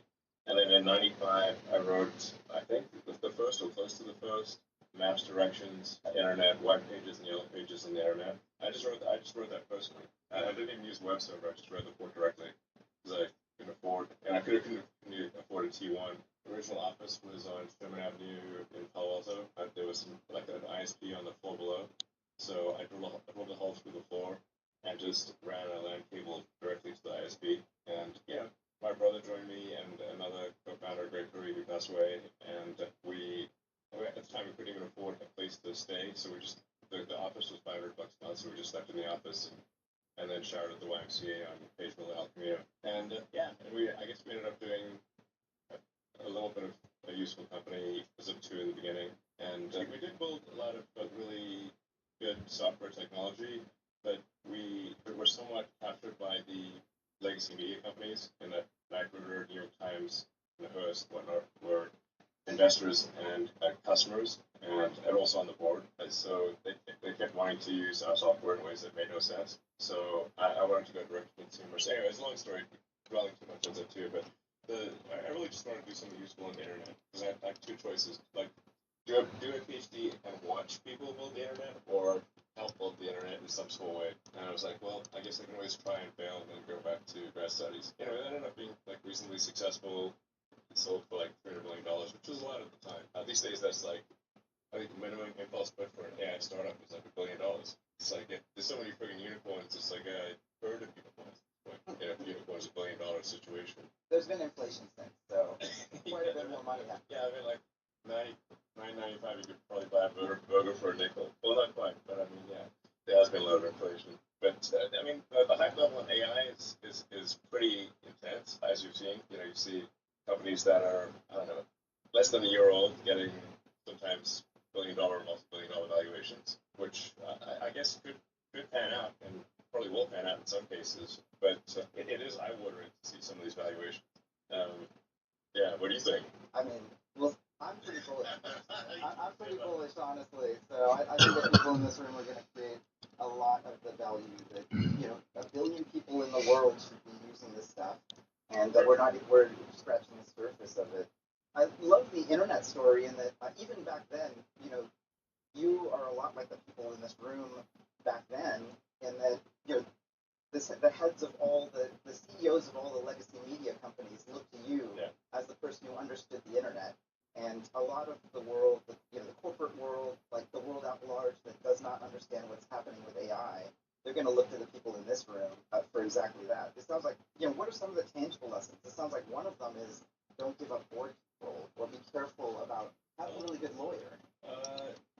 I guess my first startup, the mistake was having too much shareholder and board control from legacy media companies, who then necessarily see things through the lens of legacy media, and that they'll kind of make you do things that seem sensible to them, but are really don't make sense with the new technology. I should point out that I didn't actually at first intend to start a company. I tried to get a job at Netscape. I sent my resume to Netscape, but I don't think they ever saw my resume, and then nobody responded. So then I tried hanging out in the lobby of Netscape to see if I could like bump into someone, but I was like too shy to talk to anyone. So like, man, this is ridiculous. So I'll just write something for myself and see how it goes. So it wasn't actually from the standpoint of like I want to start a company. I just want to be part of building, the internet in some way. And since I couldn't get a job at an internet company, I had to start an internet company. AI will so profoundly change the future. It's difficult to fathom how much.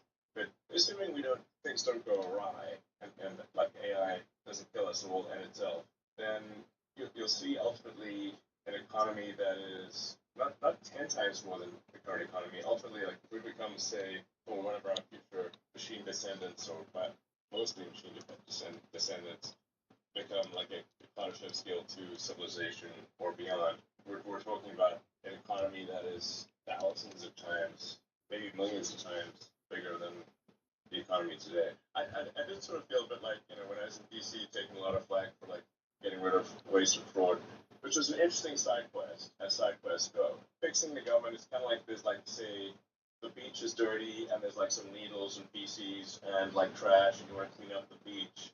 But then there's also this like 1,000-foot wall of water, which is a tsunami of AI. Like, and how much does cleaning the beach really matter if you got 1,000-foot? These are the files that I just made. All those DZEs. If you're trying to build a rocket. Okay, so this is what I just made. I just took all of my shops and fucking calculator in my way. I just took all of these shops, right? 7 shops. We got building, vehicles, medical, food, clothing, weapons, and an animal cabin. 7 shops.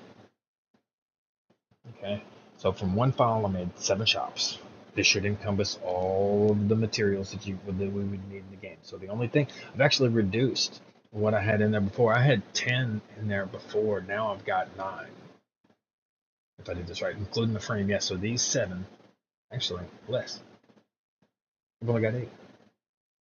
Yeah, before I had 10. Now I've got 8 because it's these 7 and the frame, and that's it. Just these 7 and the frame. Which each one of these broke down like this, and even if I wind up with one that's too large in a particular area, then what I'm gonna do is I'm just gonna take. I found a place where there's like a file splitter, and it literally just takes the file and drops it into 2, and reduces the size of it. So the smaller I can get each one of these files, the better, because it reduces the load time. It reduces the read time. It reads them all at the same time. Right, it just stacks them, and whichever one the load time takes the longest is based on the biggest file. So you reduce all of those and get them real narrow, and then you should be able to zip right through them, especially broken up and done into pieces like that. So it might wind up being, it's 8 shops now, but if I took each one of them up, or sorry, it's 7 shops now, and if I had to take each one of those apart, then that's 14. And if I had to do it again, so on and so on, and then just add just the frame, So I'll get all these shops put into the places that they need to go. Okay, so my next step, if all of these have, which I think they did, I think they all saved correctly. Let's see, updated shops. This is all of them at 3,000.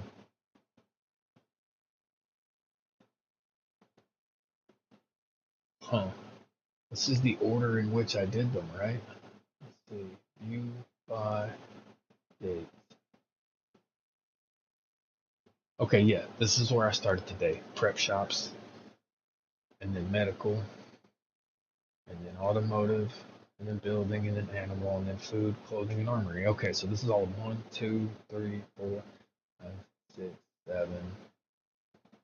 Okay, that's them. Now,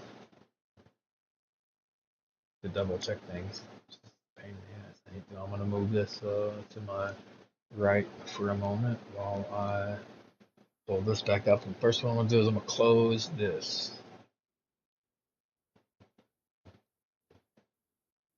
Alright, so this keeps the map open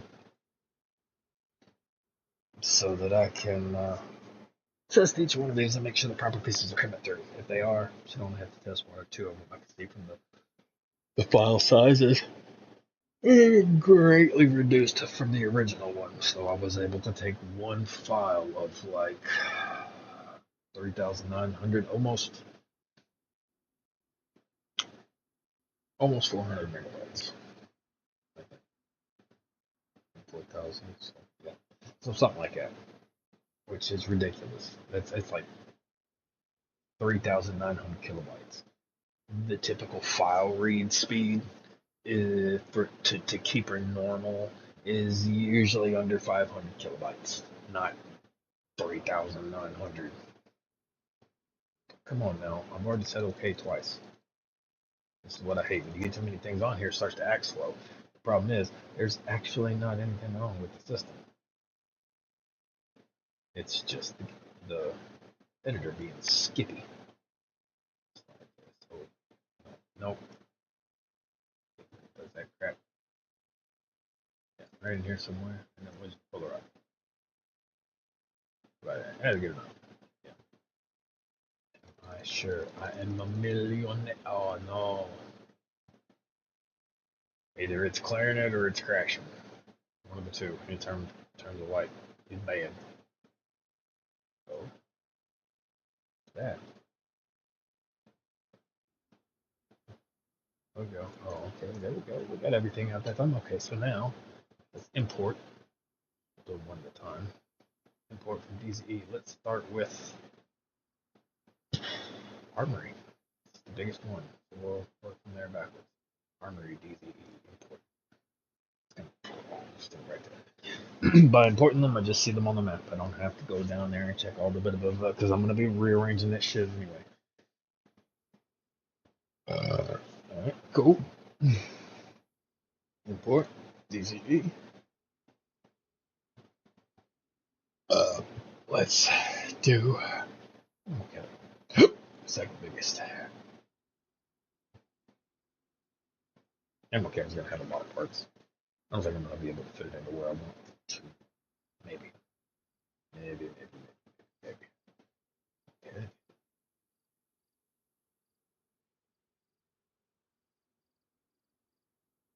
Just did animal cabin, armory, let's do automotive.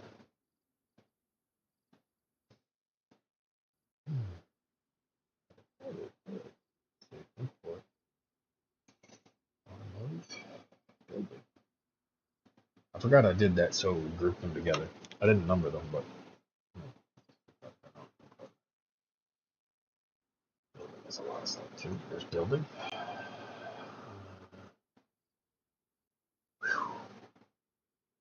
Building.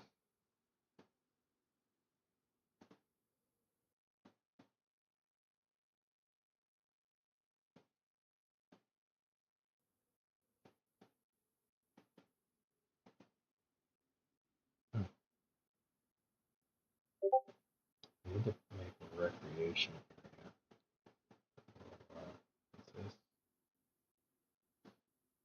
What was that? That was clothing, man. Clothing.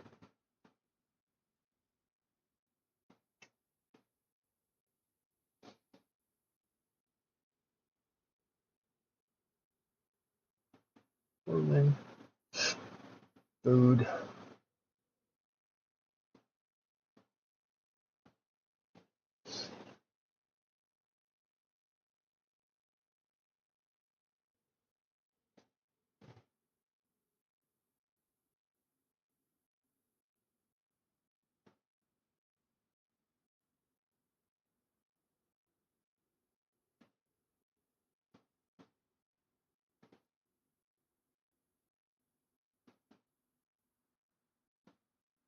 Last one.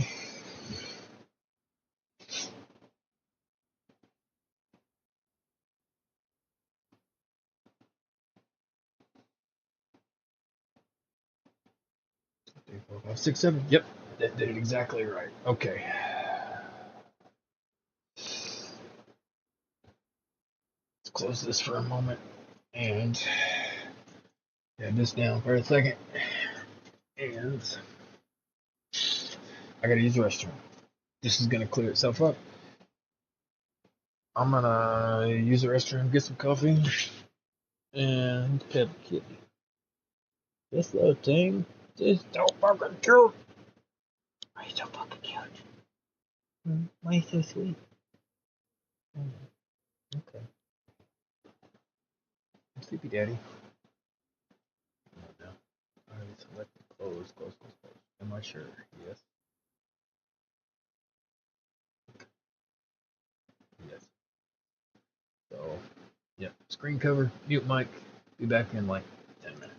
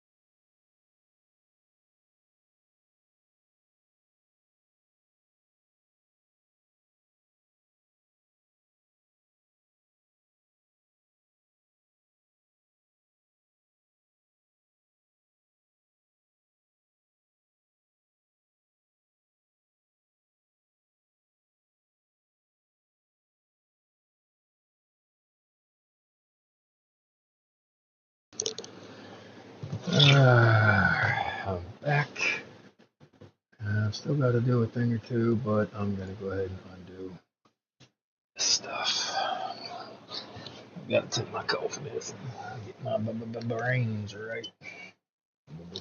Brains. Brain hemorrhage.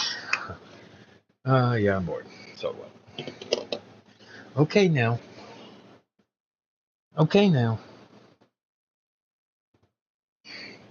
Hey, Littlefoot. Littlefoot. What are you doing? Alright, you can't see this. Let me just. Over here. Oh, fuzzy butt. Right up there in the camera. Oh, fuzzy butt. Fuzzy butt. And then my butt back. There it is, the middle of my back. I like my back scratch though. Right there on my spine. Oh, mercy. I love it. That's all I really want. I just want to get Daddy's attention for a minute. Yep. Let's poke around all the stuff Daddy's do. Alright, go play. Go on, go play. Damn it. Safe. I love that teeny tiny animal. That fluffy, violent little shit saved my life. I was in a very, very, very bad place. I was tired of everything. My whole life. All of it. Sick of it. Done. I've accumulated enough memories. I've seen all I need to. Ready to move on. It's bad. And then, for the second time, my wife goes, "Can we get a cat?" I said, "No." All of a sudden, we got a fucking cat. We got a fucking cat. It was you. Oh, shit. Okay, calm down. I still love you. Tiny violence. Yeah, tiny bit of violence. Is this better right here? Oh, you give me teeth kisses. You giving me teeth kisses. Oh. Let's see if I in just the right voice. She'll give me a little kiss. She'll be like, "I'm just playing, Daddy." Oh,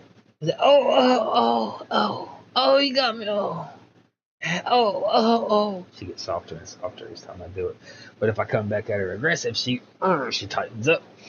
So she matches whatever energy. Don't you? I just want to play. I'm a very active critter. I get depressed.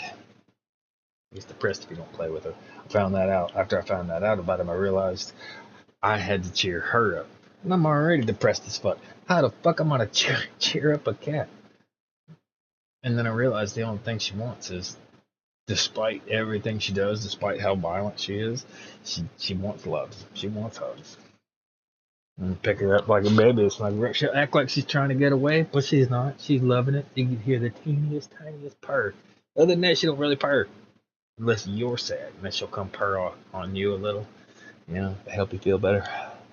That's what she thinks anyway. She thinks she's helping you feel better. She's done it to Renee a couple of times.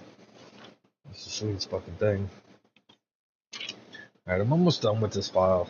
But I do want to take a short break. I want to fucking watch something on YouTube or some shit for a second. Get my little palate cleanser before I kick into this next section. Because this next section, what I'm going to have to do, now that I've got the shops separated, okay, by the parts and pieces that I'm going to need, next, it's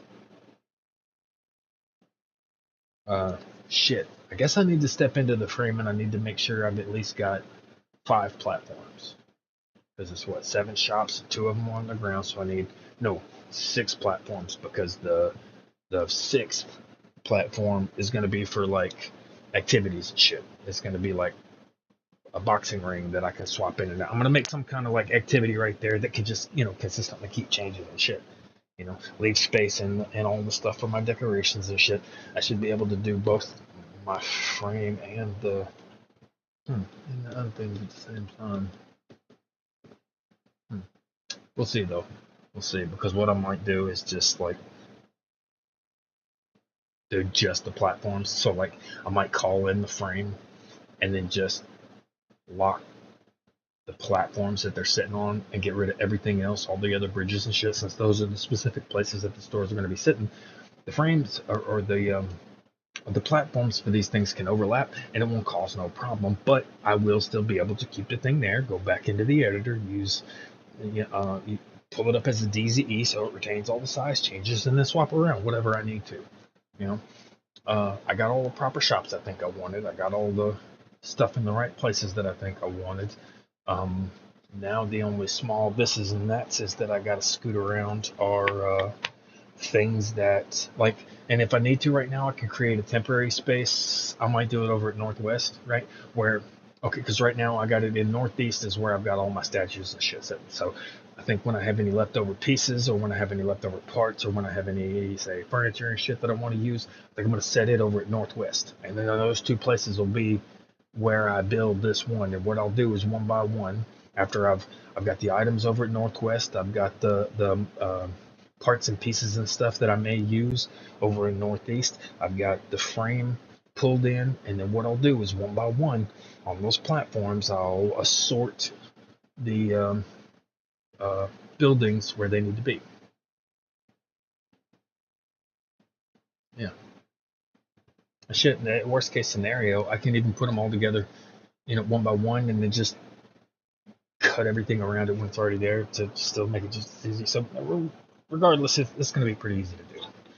This should be fairly easy. So first I need to do the frame to make sure I've got 6 platforms.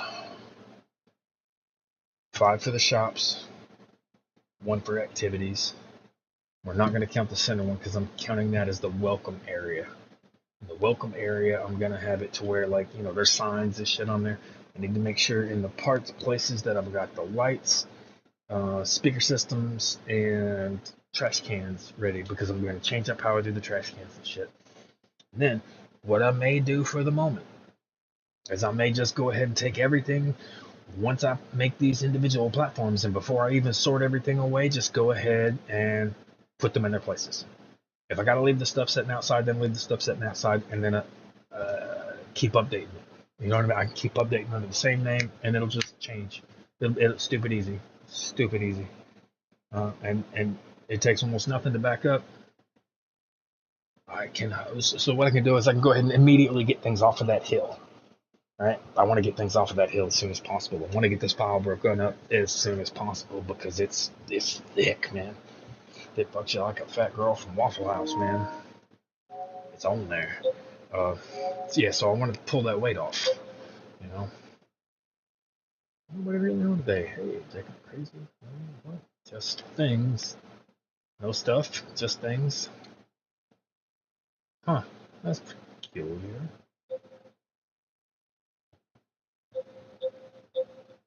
That is very peculiar. And who is it? Yep, dead side, nothing. Okay, they're probably in our server. They're all streaming to each other. Oh, fuck. Shit, I just lost that interview I was watching. Cool, yeah, just finished this. This is a 30-minute thing on, like, the last interview he did. The other thing was a Neuralink thing. I was already done with that. So, skip survey. Yes. Rocket or Mars, or you're trying to. Actually, I'll just show you what the fuck I'm watching. Okay, so the 3 things I'm trying to get done immediately. A, get the trader finished. At least get everything in its position. Right? You can sort it all later, so long as each part is in the place it's supposed to go. So long as a player can reach it, for now it's acceptable. Now I will switch everything around and put all the new buildings in as we go, but for the moment, accessible. Okay. The next thing is change the wall. The wall at Trader I want to eliminate. I'm sorry, not the wall at Trader. The wall that separates the map. I want to take the wall itself out, and I want to change it and make it one of those door frame things, the big yellow things. You can't shoot through them. And it's the same thing I'm using to go between the tunnels right now. If I just do the whole wall out of giant pieces of those things, it does 2 things for me. One, it eliminates the fact that I would have to have all of these massive walls in there blown up to the size that they are. Instead, I can just use what I already have, the existing, and go over all of them, making them bigger, turn them sideways. It can fix on those particular angles, and I can just run it straight the fuck across in less parts than what the wall takes up without having to use the signs and such. I can still leave the signs. I mean, don't get me wrong. I'll show what side you're on through the wall, through signs and stuff spread throughout it. You know what I mean? And I'll just put a thing over the top of each one, what side it is. You know, if you're on this side, it's PvE. If you're on that side, it's PvP. And just dangle it over each side, up and down the wall. That shouldn't be too hard to actually make. So, but it would be able to be done in less parts, making the file way less. So it should be less of a problem. Also making it to where you can cross over anywhere you want to instead of having to go through one of those specific places. You can just cross over where you want to. The bot's going to work the same. The bot is going to eliminate the same way no matter what. So,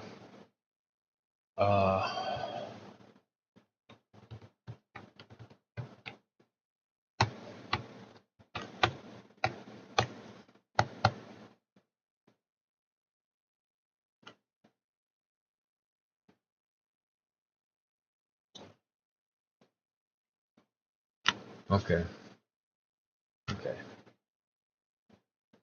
I'm going to play this piece of interview while I mute myself and go off cam for a second while I do something. And I'm going to pull up this video that I'm actually watching right now. I might leave my audio on so you can hear the reaction.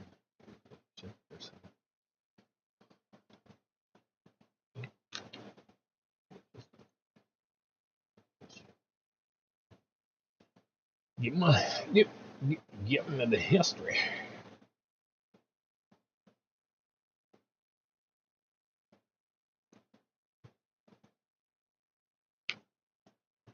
Step into Wix Studio, I will. a platform for You don't tell me. agencies and enterprises.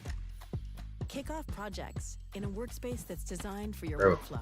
you get that lady. Shut up. That beat Work right there. seamlessly That's fucking and easy. experiment freely. And design complex layouts Don't get me wrong. It's with weird. intuition and precision But to it's that fucking very weird. last pixel. Structure and populate Jesus dynamic Christ. content fluidly and manage rich content with elegance and efficiency. Accelerate responsive design with AI, optimized for every screen. Create and customize interactions, from subtle movements to advanced behaviors. And see your vision through, from draft to client handover. This is web creation at scale. Flexible, fast, limitless. Limitless. This You hear that? is yours Listen, Or it's you're trying to limitless. have software that compiles and runs reliably, then you have to be maximally truth-seeking, or your software or your hardware won't work. Like you can't fool like math and physics are rigorous judges. So I'm used to being in a maximally truth-seeking environment, and that's definitely not politics. So anyway, I'm glad to be back in technology. I guess I'm kind of curious, going back to the Zip2 moment, you had hundreds of millions of dollars, or you had an exit of worth of millions of Yeah, dollars. I mean, I got $20 million. Right. And you basically took it and you kept rolling with X.com, which Yeah. became PayPal and Confinity. Yes, I kept the chips on the table. What drove you to jump back into the ring? Well, I think I felt with Zip2, we built like incredible technology, but it never really got used. I think, at least from my perspective, we had better technology than, say, Yahoo or anyone else, but it was constrained by our customers. And so I wanted to do something where, okay, we wouldn't be constrained by our customers, go direct to consumer. And that's what ended up being like X.com, PayPal, essentially X.com merging with Confinity, which together created PayPal. And then that actually, the sort of PayPal diaspora it might have created more companies than probably anything in the 21st century. So many talented people were at the combination of Confinity and X.com. So I just wanted to, I felt like we kind of got our wings clipped somewhat with Zip2, and it's like, okay, what if our wings aren't clipped and we go direct to consumer? And that's what PayPal ended up being. But yeah, I got that like $20 million check for my share of Zip2. At the time, I was living in a house with 4 housemates, and I had like 10 grand in the bank. And then this check arrives in the mail of all places, and it's in the mail. And then my bank balance went from 10,000 to 20 million and 10,000. And you're like, well, okay, still have to pay taxes on that and all, but then I ended up putting almost all of that into X.com, and as you said, like just kind of keeping almost all the chips on the table. From coding his first software to nearly losing everything on Tesla and SpaceX, Elon's early struggles reveal the cost of betting on breakthrough technologies. Now he explains how these companies aren't separate ventures. They're interconnected pieces of a larger mission to preserve human consciousness across multiple worlds. Chapter 2, Engineering a Multi-Planet Civilization. And then after PayPal, I was kind of curious as to why we had not sent anyone to Mars. And I went on the NASA website. Me too. Get these boys apart. I thought maybe it was just hard to find on the website, but in fact, there was no real plan to send people to Mars. And I'm definitely summarizing a lot here, but my first idea was to do a philanthropic mission to Mars called Life to Mars, where it would send a small greenhouse with seeds and dehydrated nutrient gel, land that on Mars and grow, hydrate the gel, and then you'd have this great sort of money shot of green plants on a red background. For the longest time, by the way, I didn't realize money shot, I think, is a porn reference. But anyway, the point is that would be the great shot of green plants on a red background, and to try to inspire, NASA and the public to send astronauts to Mars. And along the way, by the way, I went to Russia in like 2001 and 2002 to buy ICBMs, which is that's an adventure. You go and meet with Russian high command and say, I'd like to buy some ICBMs. This was to get to space. Yeah, as a rocket. Not to nuke anyone, but they had to, as a result of arms reduction talks, they had to actually destroy a bunch of their big nuclear missiles. So I was like, well, how about if we take two of those, minus the nuke, add an additional upper stage for Mars. But it was kind of trippy, being in Moscow in 2001 negotiating with.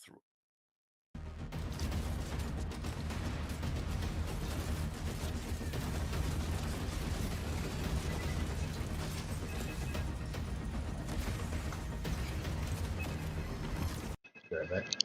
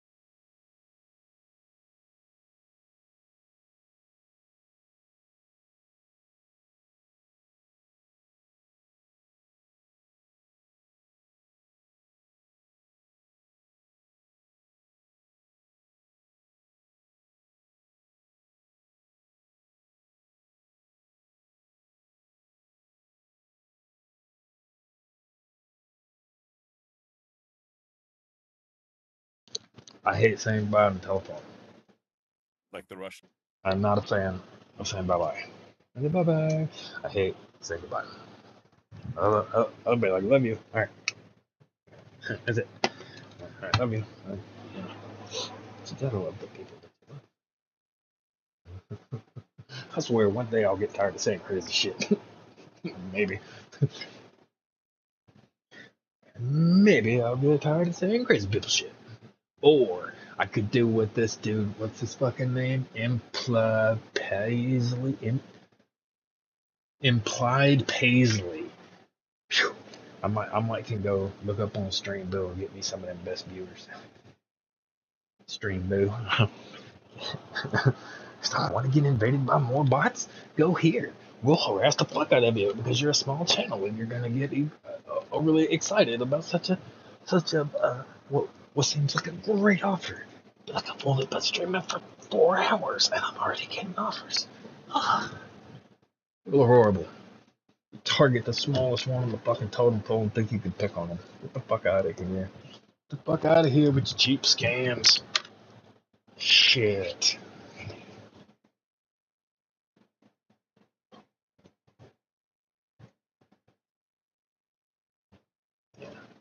What the fuck happened to honor amongst thieves, man?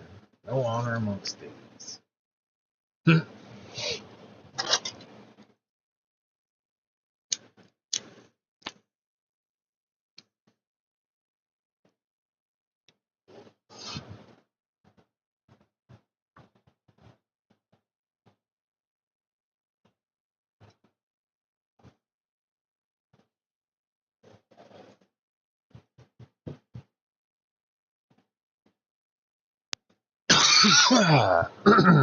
Oh, that made my soul feel better.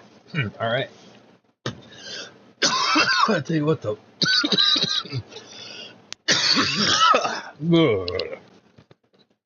That feels better, for one. I quit smoking not too long ago, and now I'm trying to quit vaping. I'm trying to just like stop putting things in myself. Right? That's the goal. Don't put things in me.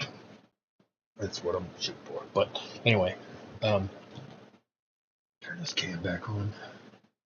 No, why am I wearing these fucking headphones like this? Hang on a second. I'm gonna test something.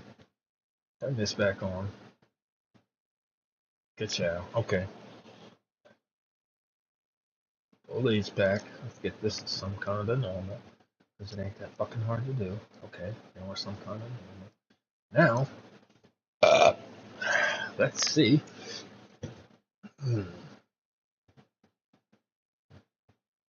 Because, give me properties. Yeah, man, give me properties. Come. Oh, it ain't got no properties. Give me the filters then. I can do the same thing with the filters. No, filters.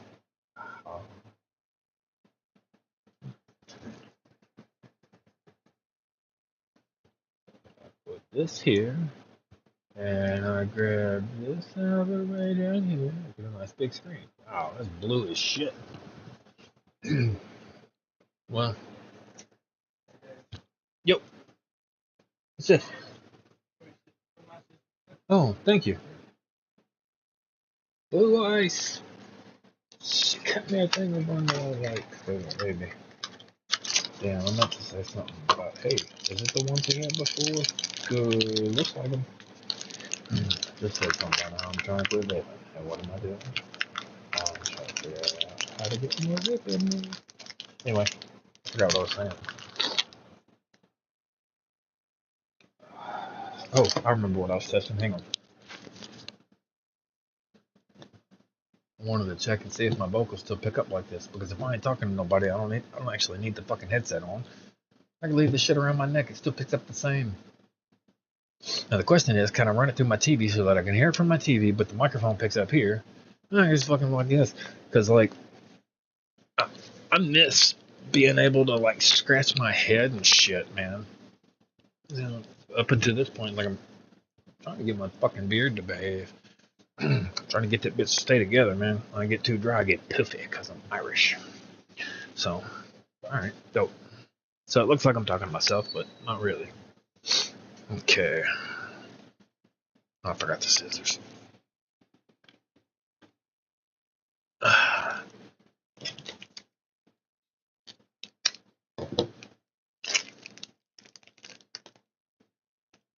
Yeah, this looks like the other one we had.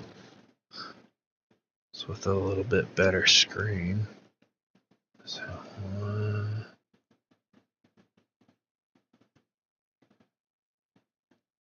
oh, it changes the size of the hole. Okay. Let's see. Scan what to win? Oh, look, you can win $100. See, it wouldn't bother me so much. I wouldn't so much know it was a scam if they hadn't started putting these better displays on these fucking things, right? Because before, the alternative for smoking was vaping, right? But vaping involves getting these cores that could burn out. You had to replace them because you got to keep up with the resin. You don't want to make skin contact with all this shit. It was kind of a mess, right? And you halfway look like a fucking crackhead or like you was trying to set up some kind of fucking elaborate meth lab with some digital shit. You know what I mean? It's just, it was kind of ridiculous. It still kind of is. And so okay, so then they mobilize it, right? They make them throwawayable. They make them disposable.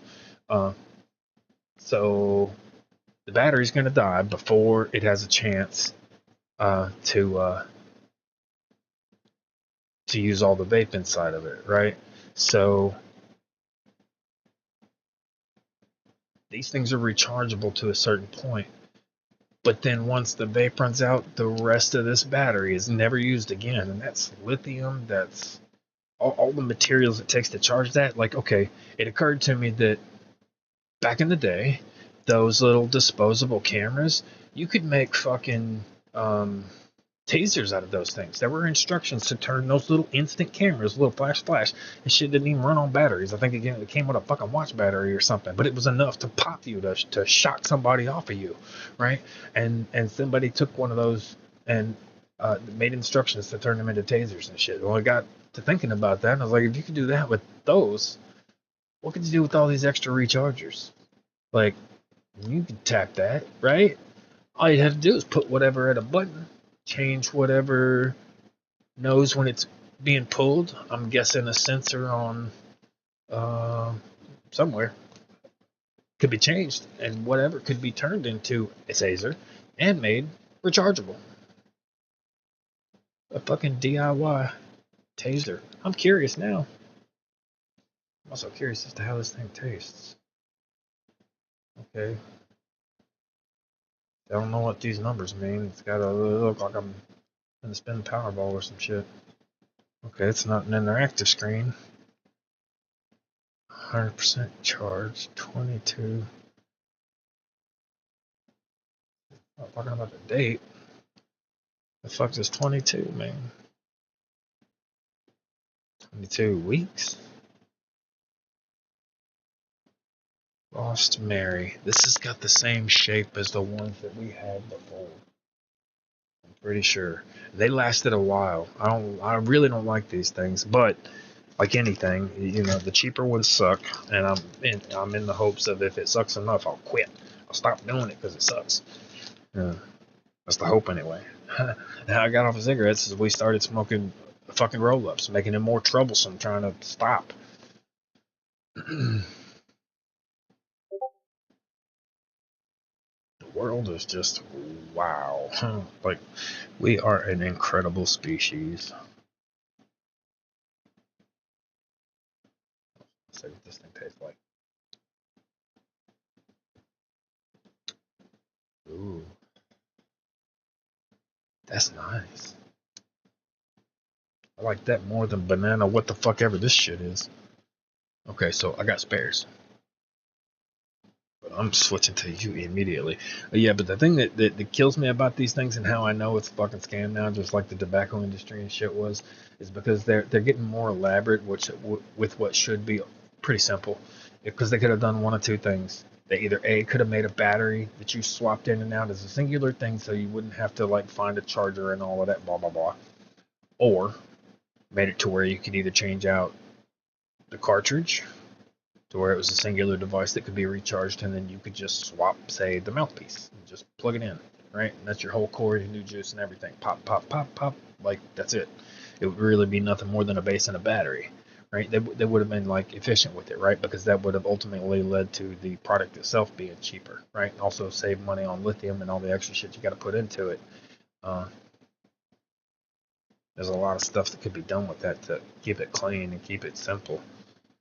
But in doing this, like these things keep getting more elaborate. Like it's got the display shit on there. You can't see it, but there's like a row of numbers that's popping up and trying to. It can't because of the.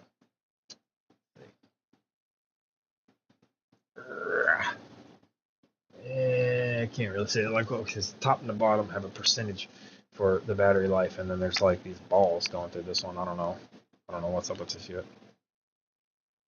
It's not. Some of them had an interactive screen, so this one came with like a fucking sticker for a vape, and then we seen another one that my brother-in-law had, and it had a full fucking display on it. This thing would sync Bluetooth to another device, so like to your phone or whatever, to connect with the internet and whatever. And I'm like, why put so much technology, R&D, whatever the fuck it took to A, make the product that small, B, put that many features into it and get it to interact with other things more on a device that was ultimately meant to be thrown away. That juice is only going to last X amount of time, and then poof, that whole thing, the whole cost of that thing, garbage. So it just didn't make sense. I was like, why would they do that over and over and over and over and over? It's like, well, what loves those things? What do you know that loves stickers and tiny devices that fucking hook up to nothing just because it's a gadget? Fucking kids. They're targeting kids. It took God knows how long to get the word out about, tobacco causing cancer, and now we're doing it again with vapes. It's the same shit in a different cycle. There's so many fucking traps laid out through life, man. And they use your trauma. They like psychologically manipulate you, before you really even have an understanding of what those things are, And then when you start reflecting on it back in life, you're like, Jesus Christ, man, I wish somebody then cared about me enough to tell me, just to fucking be honest. If I don't know something, I don't know something, but it's easy to learn. It's easy, It's like, once you know something, you can't unknow it. You can forget shit, but you don't forget the core of the thing. That's why I like when they say it's like riding a bicycle, it sticks with you forever. You put your hands back on it, it comes back to you, da da da da. All that shit, it's fucking muscle memory. You should do it by default. That's how you learn to do stuff. Anyway, I'm rambling. I want to finish what the fuck I was doing.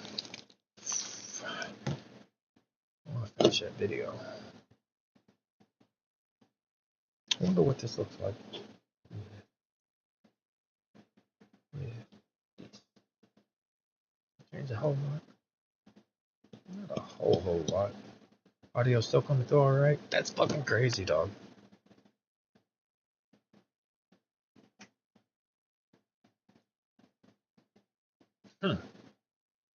What if I didn't use remote play to join? I was just thinking how to join a party without having to put my earphones on and without the mic picking up an echo.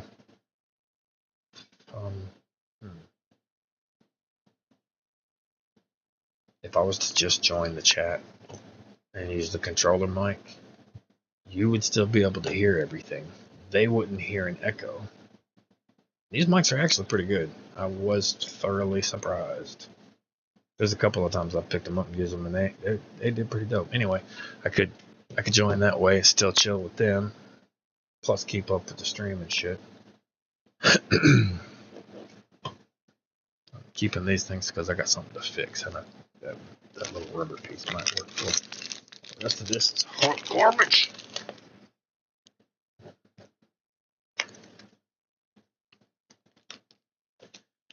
I'm trying to push to get these things done today. Really trying to push. Like, I've been doing it for days. I just was really disappointed I couldn't get it done in the time that I thought I could. It took so much, so many restarts, and so much shit. Yeah, take my cough medicine one more time. Hold up. Get this the fuck out of here. Let's see if I can do this without reverb.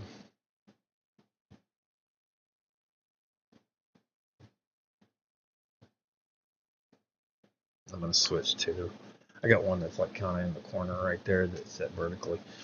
And whenever I use the audio externally, I use it from that one because it like echoes out of that brick corner and it sounds really good. 40DO. Okay. Okay, I'm not going to be able to hear myself. Let's check with you. Military to buy ICVMs. Like, that's crazy. I was like, yeah, it is picking up on mine too. Oop. Okay, so how much would the total volume need to come down in order to get it right? Oh, yeah. Oh, do I need to check your water and stuff? Did you just come up and meow all sweet at me? Huh? Think I'm furry lovey you. Look at you, Miss Violence, being all sweet. Yeah, you. Don't you get me? Don't you get me? Think I'm monster. Yeah. Come on. Come on. Yeah, I know you want to. She just sit in my lap in the chair. If I get that chair out, she'll all kind of be up in my lap. She used to sit on the edge of that chair when she was a baby. You know? With everybody running around today. Is everybody running around? Yeah, you lonely. Did you get bored of the squirrels? Let me check your food right quick. Yeah. Hang on a second. I'm gonna mute myself and cover the cam, play this video, check on her food and stuff right quick. Ah! Get attacked by a kitty. That's going in the clips, damn it.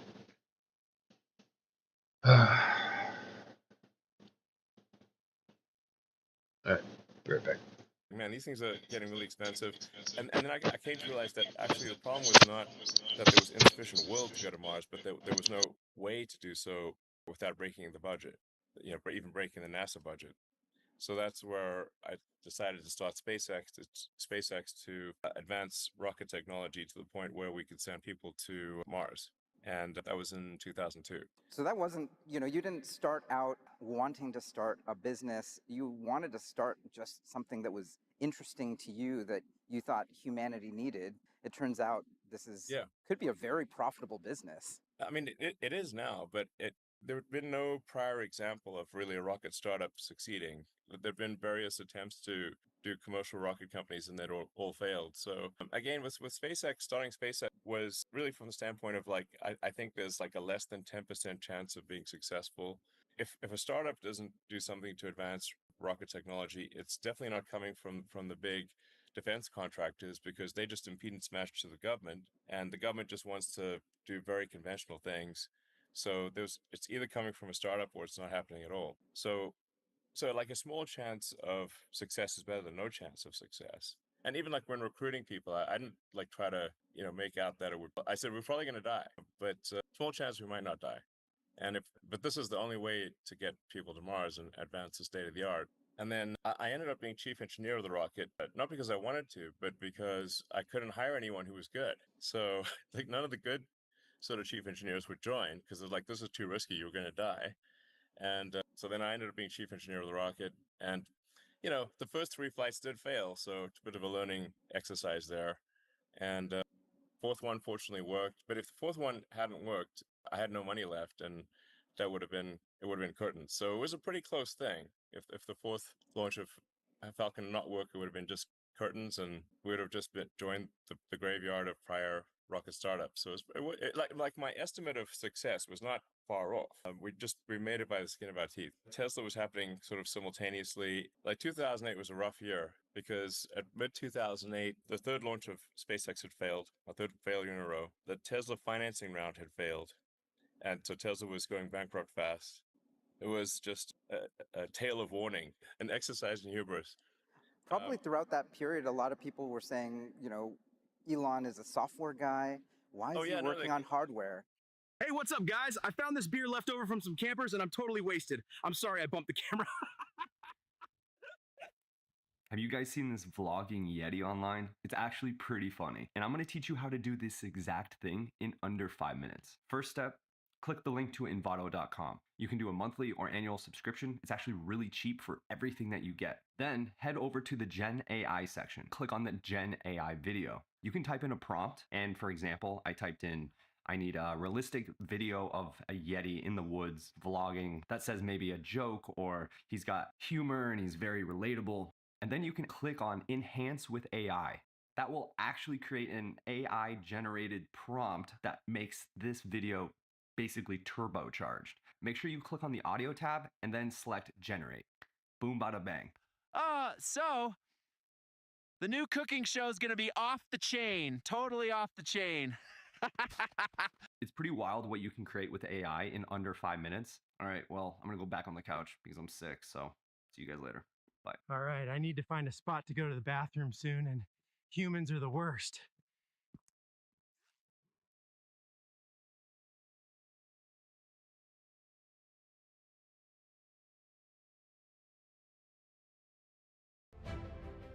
Game of Thrones King's Road is now available on both PC and mobile with Google Play Games. Experience the Game of Thrones universe on a larger PC screen.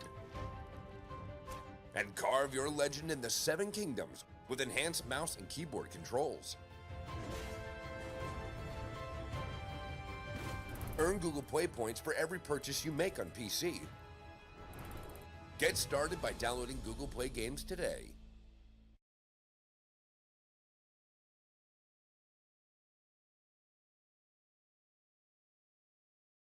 100%. So you can look at the because it's still the press of that time is still online. You can just search it, and they kept calling me internet guy. So like internet guy, aka fool, is attempting to build a rocket company, and it does sound pretty absurd. Like internet guy starts rocket company doesn't sound like a recipe for success, frankly.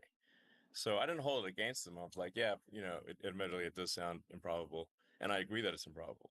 But fortunately, the fourth launch worked, and NASA awarded us a contract to resupply the space station. So it was like right before Christmas, because even the fourth launch working wasn't enough to succeed. NASA also needed a big contract to keep us alive. So I got that call from like the NASA team, and I literally they said we're awarding you one of the contracts to resupply the space station. And I like literally blurted out, "I love you guys," which is not normally what they hear.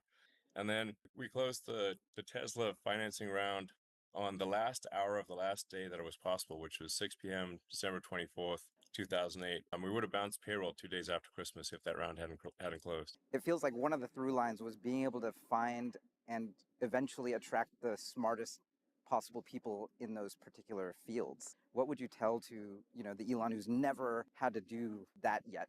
I generally think to try to be as useful as possible. It's so hard to be useful, especially to be useful to a lot of people. Where you say the area under the curve of total utility is like how useful have you been to your fellow human beings times how many people. It's almost like the physics definition of true work. It's incredibly difficult to do that. And I think if you aspire to do true work, your probability of success is much higher. Like, don't aspire to glory, aspire to work.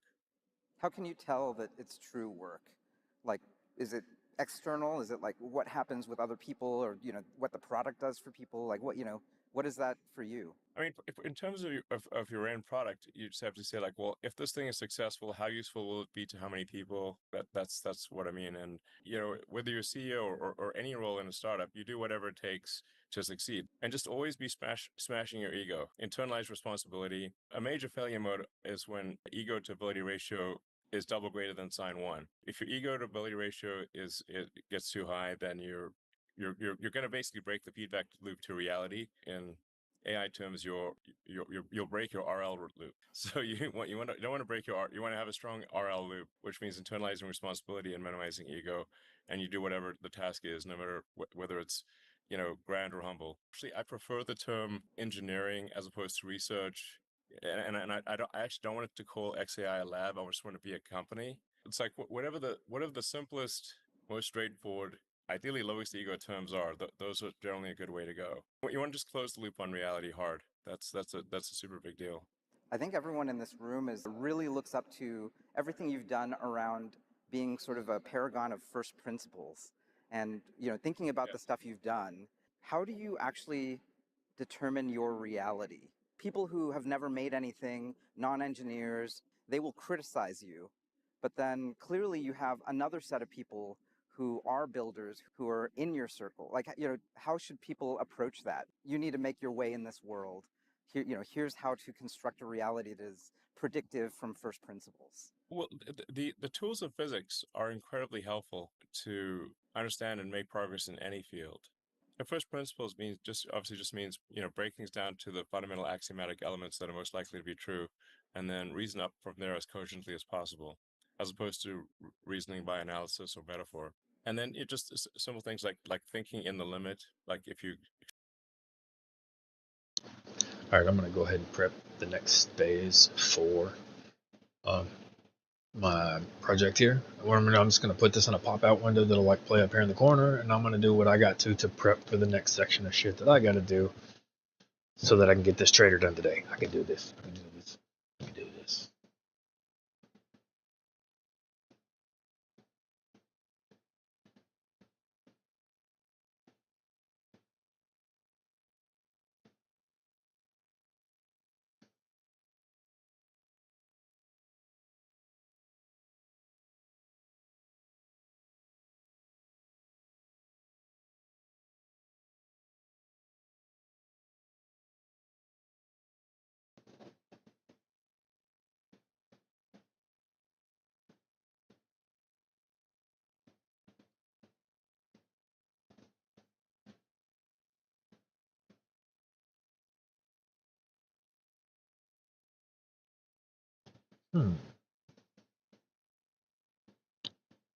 Huh. I just had like 7 things run through my head all at the same time. I'm watching out for, there's a tiny furry terrorist right there. And if she starts attacking me and shit again, I'm gonna have to open up the camera so you see this motherfucker is a tiny wild animal. Anyway, I'm gonna play this video in the corner, mute myself, or mute the mic so you don't get reverb, and do the stuff that I gotta do with the editor in the background. I don't know why my nose itches. Yeah.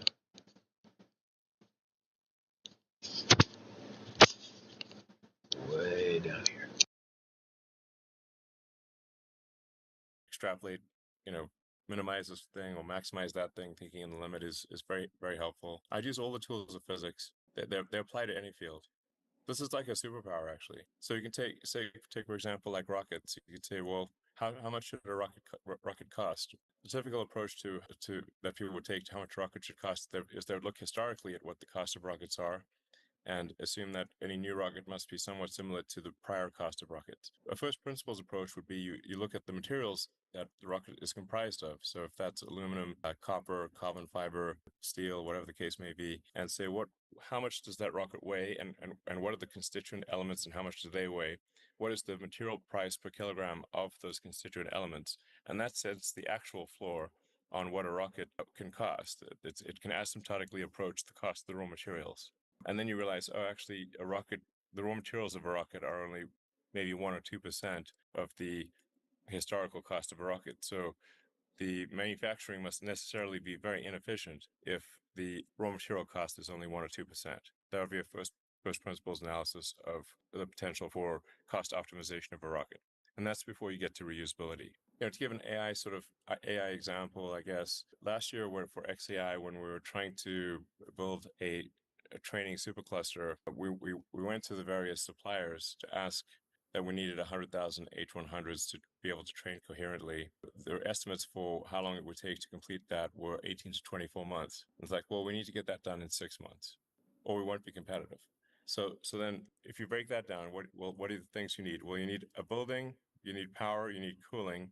We didn't have enough time to build a building from scratch, so we've had to find an existing building. So we found a factory that was no longer in use in Memphis that used to build Electrolux products. But then the input power was 15 megawatts, and we needed 150 megawatts. So we rented generators and had generators on one side of the building. And then we have to have cooling. So we rented about a quarter of the mobile cooling capacity of the US and put the chillers on the other side of the building. But that didn't fully solve the problem because the power variations during training are very big. So you can have power can drop by 50% in 100 milliseconds, which the generators can't keep up with. So then we added Tesla Megapacks and modified the software in the Megapacks to be able to smooth out the power variation during the training run.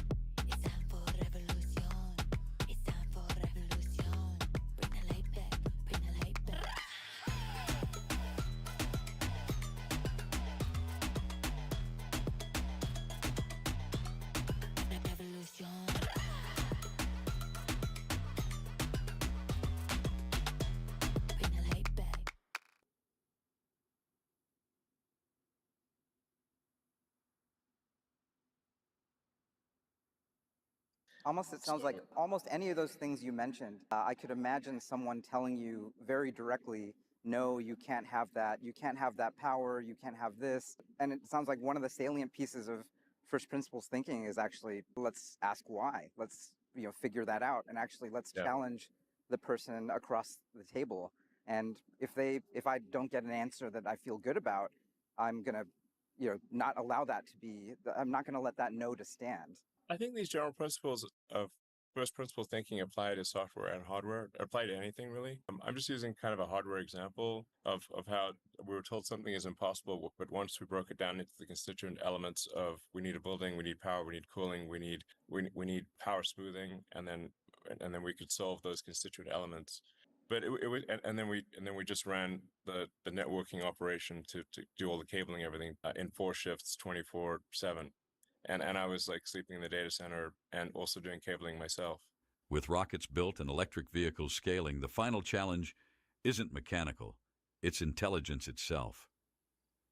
In this final chapter, Elon shares his timeline for artificial general intelligence, why truth-seeking AI matters, and his predictions for technologies that could reshape everything we know about human capability. Chapter 3. The future of AI, robots, and human evolution. Is it your view that, training's still working and, the scaling laws still hold, and whoever wins this race will have basically the biggest, smartest possible model that you could distill? Well, there's other various elements that decide competitiveness for large AI. There's for sure the talent of the people, the scale of the hardware matters, and how well you're able to bring that hardware to bear. So you can't just order a whole bunch of GPUs and then you can't just plug them in. So you've got to get a lot of GPUs and have them trained coherently and stably. Then it's like, what unique access to data do you have? I guess distribution matters to some degree as well. Like, how do people get exposed to your AI? Those are critical factors for if it's going to be like a large foundation model that's competitive. And like right now we're training Grok 3.5, which is a heavy focus on reasoning. What I heard for reasoning is hard science, particularly physics textbooks, are very useful for reasoning, whereas I think researchers have told me that social science is totally useless reasoning. Yes, that's probably true. Something that's going to be very important in the future is combining deep AI, the data center or supercluster, with robotics. Things like the Optimus humanoid robot. Yeah, Optimus is awesome. There's going to be so many humanoid robots and robots of all sizes and shapes. But my prediction is that there will be more humanoid robots by far than all other robots combined, by maybe an order of magnitude, like a big difference. Is it true that you're planning a robot army of a sort? Whether we do it or whether Tesla does it, Tesla works closely with XAI. Like you've seen how many humanoid robot startups are there. Like it's like, I think Jensen Huang was on stage with a massive number of robots from different companies. I think there was like a dozen different humanoid robots. I mean, I guess part of what I've been fighting and maybe what has slowed me down somewhat is that I'm a little, I don't want to make Terminator real. I've been sort of, I guess, at least until recent years, dragging my feet on AI and humanoid robotics. And then I sort of come to the realization it's happening whether I do it or not. So you got really 2 choices. You could either be a spectator or a participant. And so well, I guess I'd rather be a participant than a spectator. And so now it's, pedal to the metal on humanoid robots and digital superintelligence. So I guess, there's a third thing that everyone has heard you talk a lot about that I'm really a big fan of, becoming a multiplanetary species. How do you think about it? There's, AI, obviously, there's embodied robotics. and then there's being a multiplanetary species. Does everything sort of feed into that last point, or what are you driven by right now for the next 10, 20, and 100 years? Geez, 100 years? Man, I hope civilization's around in 100 years. If it is around, it's going to look very different from civilization today. I mean, I'd predict that there's going to be at least 5 times as many humanoid robots as there are humans, maybe 10 times. One way to look at the progress of civilization is percentage completion Kardashev. So if you're Kardashev scale 1, you've harnessed all the energy of a planet.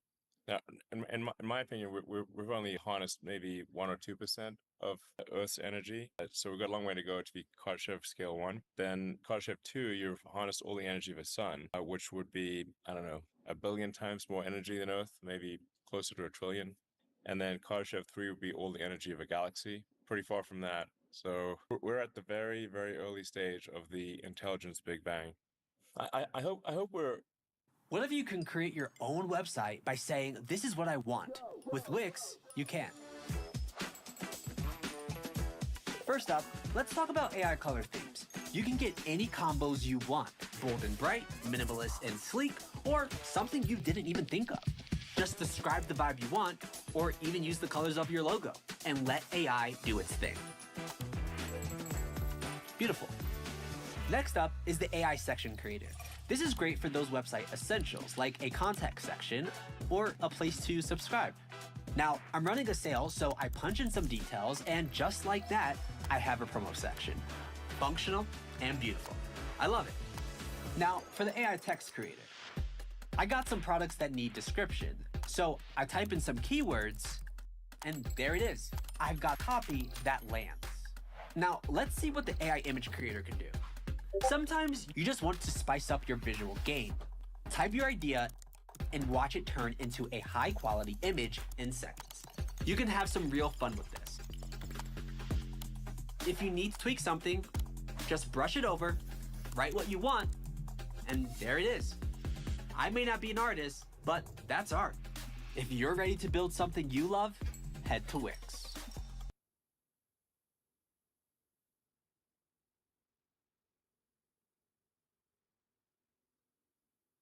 It's game on, because now you can watch a sampling of the best in sports from ESPN Plus right here on Disney Plus.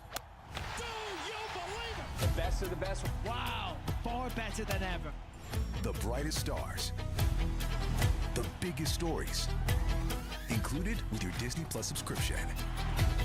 Watch it all right now. In terms of being multiplanetary, like I think we'll have enough mass transferred to Mars within like roughly 30 years to make Mars self-sustaining, such that Mars can continue to grow and prosper even if the resupply ships from Earth stop coming. That greatly increases the probable lifespan of civilization or consciousness or intelligence, both biological and digital. And I'm somewhat troubled by the Fermi paradox, like why have we not seen any aliens? And it could be because intelligence is incredibly rare, and maybe we're the only ones in this galaxy, in which case the intelligence of consciousness is this like tiny candle in a vast darkness, and we should do everything possible to ensure the tiny candle does not go out. And being a multi-planet species, or making consciousness multiplanetary, greatly improves the probable lifespan of civilization. And it's the next step before going to other star systems. Once you at least have 2 planets, then you've got a forcing function for the improvement of space travel, and that ultimately is what will lead to consciousness expanding to the stars. The Fermi paradox dictates once you get to some level of technology, you destroy yourself. What would you prescribe to, a room full of engineers? Like, what can we do to prevent that from happening? Yeah, how do we avoid the great filters? One of the great filters would obviously be global thermonuclear war. So we should try to avoid that. Building benign AI, AI that loves humanity, and robots that are helpful. So something that I think is extremely important in building AI is a very rigorous adherence to truth, even if that truth is politically incorrect. My intuition for what could make AI very dangerous is if you force AI to believe things that are not true. How do you think about, there's sort of this argument for open for safety versus closed for competitive edge. There's fast takeoff and it's only in one person's hands. That might, sort of collapse a lot of things. Whereas now we have choice, which is great. How do you think about this? Yeah. I do think there will be several deep intelligences, maybe at least 5. I'm not sure that there's going to be hundreds, but it's probably close to, like, maybe there'll be like 10 or something like that, of which maybe 4 will be in the US. But yeah, several deep intelligences. What will these deep intelligences actually be doing? Will it be scientific research or trying to hack? I just had a surge of ridiculous ideas that I can't wait to implement. So, yeah, things are fixing to get. Yeah, yeah. You'll see. You'll see. I got some wild shit in mind. Each other. Probably all of the above. I mean, hopefully they will discover new physics, and I think they will definitely going to invent new technologies. Like I think we're quite close to digital superintelligence. It may happen this year, and if it doesn't happen this year, next year for sure. A digital superintelligence defined as smarter than any human at anything. Well, so how do we direct that to sort of superabundance? You know, we could have robotic labor, we have cheap energy, intelligence on demand. You know, is that sort of the white pill? Like, where do you sit on the spectrum, and are there tangible things that you would encourage everyone here to be working on to make that white pill actually reality? I think it most likely will be a good outcome. I guess I'd sort of agree with Jeff Hinton that maybe it's a 10 to 20% chance of annihilation. But look on the bright side, that's 80 to 90% probability of a great outcome. Yeah, I can't emphasize this enough. A rigorous adherence to truth is the most important thing for AI safety, and obviously empathy for humanity and life as we know it. You're working on closing the input and output gap between humans and machines. How critical is that to AGI, ASI, and, you know, once that link is made, can we not only read but also write? The Neuralink is not necessary to solve digital superintelligence. That'll happen before Neuralink is at scale. But what Neuralink can effectively do is solve the input-output bandwidth constraints. With a Neuralink interface, you can massively increase your output bandwidth and your input bandwidth. Input being write to you have to do write operations to the brain. We have now 5 humans who have received the kind of the read input, where it's reading signals, and you've got people with ALS who really have they're tetraplegics, but they can now communicate at similar bandwidth to a human with a fully functioning body and control their computer and phone, which is pretty cool. In the next 6 to 12 months, we'll be doing our first implants for vision, where even if somebody's completely blind, we can write directly to the visual cortex, and we've had that working in monkeys. One of our monkeys now has had the visual implant for 3 years. At first, it'll be relatively fairly low resolution, but long term, you would have very high resolution and be able to see in multispectral wavelengths. So you could see an infrared, ultraviolet, radar, like a superpower situation. At some point, the cybernetic implants would not simply be correcting things that went wrong, but augmenting human capabilities dramatically. But digital superintelligence will happen well before that. Hey, video creator. We know you. For you, it's about more than getting the job done. You'll keep going until it's perfect. Oh. I guess one of the limiting reagents to all of your efforts across all of these different domains is access to the smartest possible people. Like, what's going to happen in, 5, 10 years, and what should the people in this room do to make sure that, they're the ones who are creating instead of maybe below the API line? Well, they call it the singularity for a reason, because we don't know what's going to happen. In the not that far future, the percentage of intelligence that is human will be quite small. At some point, the collective sum of human intelligence will be less than 1% of all intelligence. I guess just to end off, where do we go? How do we go from here? I mean, all of this is pretty wild sci-fi stuff that also could be built by the people in this room. Do you have a closing thought for the smartest technical people of this generation right now? If you're doing something useful, that's great. Just try to be as useful as possible to your fellow human beings, and that then you're doing something good. I keep harping on this, like, focus on super truthful AI. That's the most important thing for AI safety. Obviously, if anyone's interested in working at XAI, please let us know. We're aiming to make Grok the maximally truth-seeking AI. Hopefully, we can understand the nature of the universe. That's really, I guess, what AI can hopefully tell us. Maybe AI can maybe tell us, where are the aliens? How did the universe really start? How will it end? what are the questions that we don't know that we should ask? And are we in a simulation? Or what level of simulation are we in? Well, I think we're going to find Am out. I an NPC? From first principles thinking to multiplanetary civilization, this conversation shows how Elon approaches humanity's biggest challenges, not as abstract problems, but as engineering puzzles to solve. If you enjoyed this, we've selected 2 more videos you'll find fascinating. Check them out on your screen now, and subscribe for more content that cuts through the noise to show you what's really shaping our future. Elon, thank you so much for joining us. Everyone, please give it up for Elon Musk.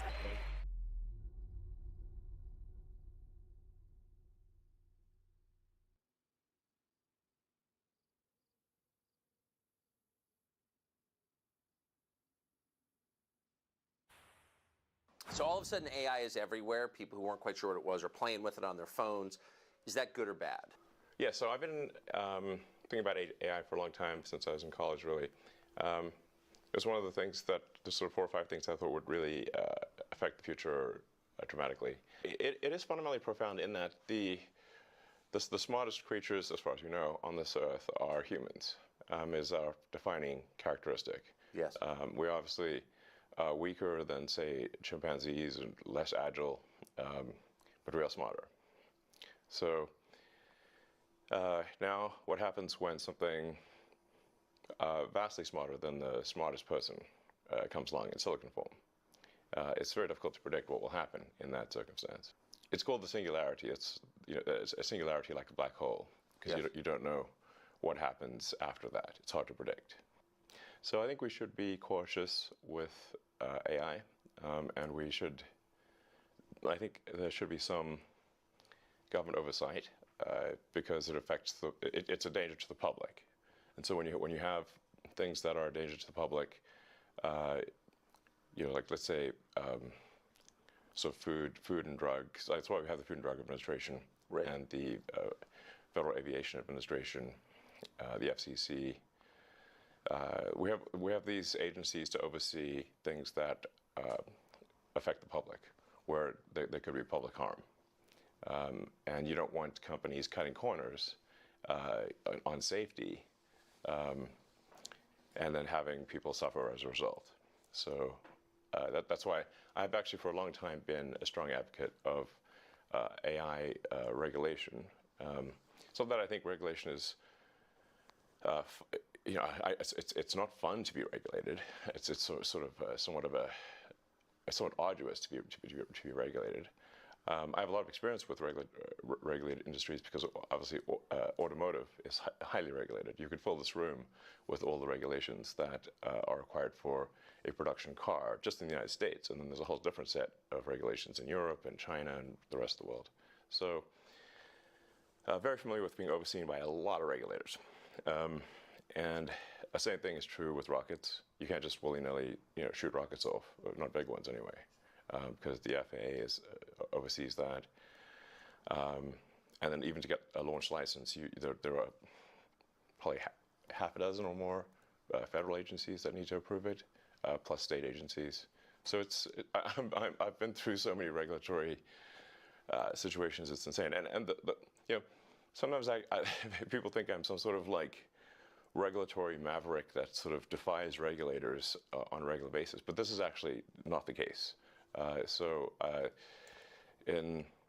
Once in a blue moon, rarely I will disagree with regulators, but the vast majority of the time, my companies agree with the regulations and comply. Anyway, so I think we should take this seriously, and we should have a regulatory agency. I think it needs to start with a group that initially seeks insight into AI, then solicits opinion from industry, and then has proposed rulemaking, and then those rules, Need a UGC video for your business? Find me and many other skilled creators on Fiverr. Or you could grab a top camera, add good lighting to make everything pop. Learn the latest trends, stay updated, videos change fast. Plan your content, be consistent and creative.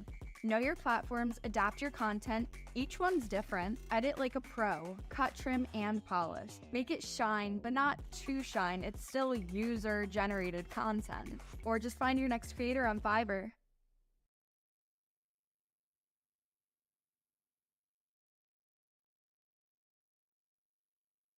Want to know how to create awesome videos? Check out motionarray.com. You can do it too. Titles easy, intros easy, kittens, bridges, glitches so easy. Heartbeats, lightning, jazz, and pop.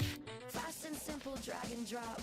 I'm in love, it feels so cheesy. Video creation, can't believe it's so easy. Music, colors, templates too. Every day there's something new. Music clip ads, easy. Social stories, so easy. Play it rough, play it cool. Dive into the motion pool. So go to Motion Array now to get everything you need to create stunning videos.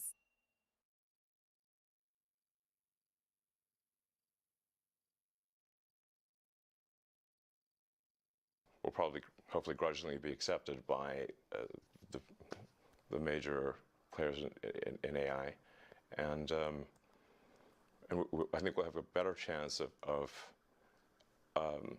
advanced AI being beneficial to humanity in that circumstance. But all regulations start with a perceived danger. Planes fall out of the sky, or food causes botulism. Yes. I don't think the average person playing with AI on his iPhone perceives any danger. Can you just roughly explain what you think the dangers might be? Yeah, so the danger, really, AI is perhaps more dangerous than, say, mismanaged aircraft design or production maintenance or bad car production, in the sense that it has the potential, however small one may regard that probability, but it is non-trivial. It has the potential of civilizational destruction. There's movies like Terminator, but it wouldn't quite happen like Terminator, because the intelligence would be in the data centers. Right. The robot's just the end effector. But I think perhaps what you may be alluding to here is that regulations are really only put into effect after something terrible has happened. That's correct. If that's the case for AI, and we only put in regulations after something terrible has happened, it may be too late to actually put the regulations in place. The AI may be in control at that point. You think that's real? It is conceivable that AI could take control and reach a point where you couldn't turn it off, and it would be making the decisions for people. Yeah, absolutely. Absolutely. No, that's definitely where things are headed, for sure. I mean, the things like say ChatGPT, which is based on GPT-4 from OpenAI, which is a company that I played a critical role in creating, unfortunately. Back when it was a nonprofit? Yes. I mean, the reason OpenAI exists at all is that Larry Page and I used to be close friends, and I would stay at his house in Palo Alto, and I would talk to him late into the night about AI safety. And at least my perception was that Larry was not taking AI safety seriously enough. What did he say about it? He really seemed to be want sort of digital superintelligence, basically digital God, if you will, as soon as possible. He wanted that? Yes. He's made many public statements over the years that the whole goal of Google is what's called AGI, artificial general intelligence, or artificial superintelligence. No, and I agree with him that there's great potential for good, but there's also potential for bad. And so if you've got some radical new technology, you want to try to take the set of actions that maximize the probability it will do good and minimize the probability it will do bad things. Yes. It can't just be hell for leather. Let's just go, barreling forward and, hope for the best. And then at one point, I said, well, what about, we're going to make sure humanity's okay here. And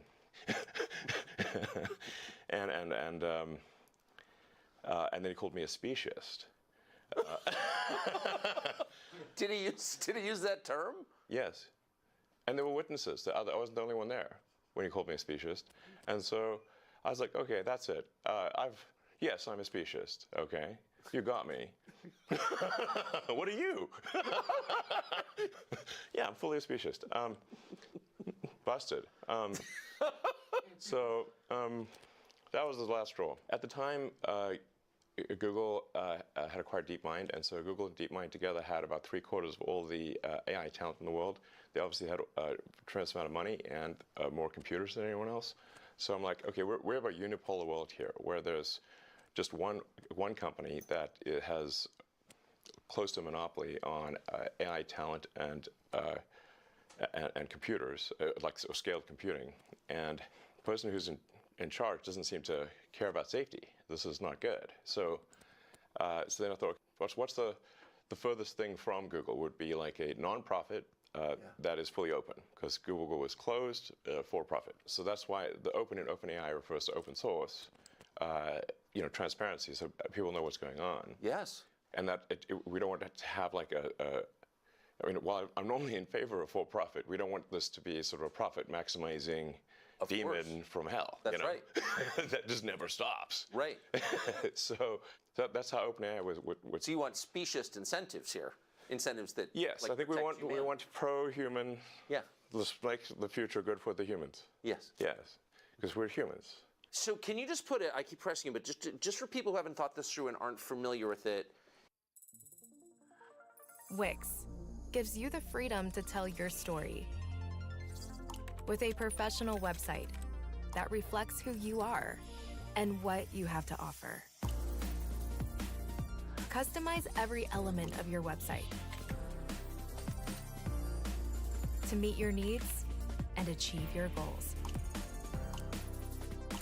Create a unique visual experience that enhances your product and amplifies your message. Expand your website with content that pushes your business forward. Share content that matters to your audience. And present it the way you envision it, from the biggest ideas to the smallest details. Your website, your voice, your platform.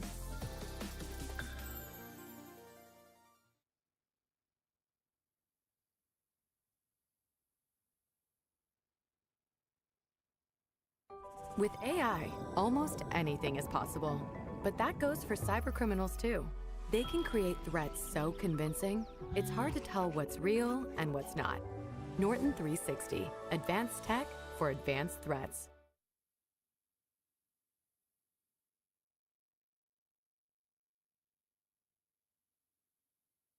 And the cool parts of artificial intelligence are so obvious. Write your college paper for you, write a limerick about yourself. Yeah. Like, there's a lot there that's fun and useful. But can you be more precise about what's potentially dangerous and scary? Like, what could it do? What specifically are you worried about? Okay, going with old sayings, the pen is mightier than the sword. If you have a super intelligent AI that is capable of writing incredibly well and in a way that is very influential, convincing, and is constantly figuring out what is more convincing to people over time, and then enters social media, for example, Twitter, but also Facebook and others, and potentially manipulates public opinion in a way that is very bad. How would we even know? How do we even know? So, to sum up, in the words of Elon Musk, for all human history, human beings have been the smartest beings on the planet.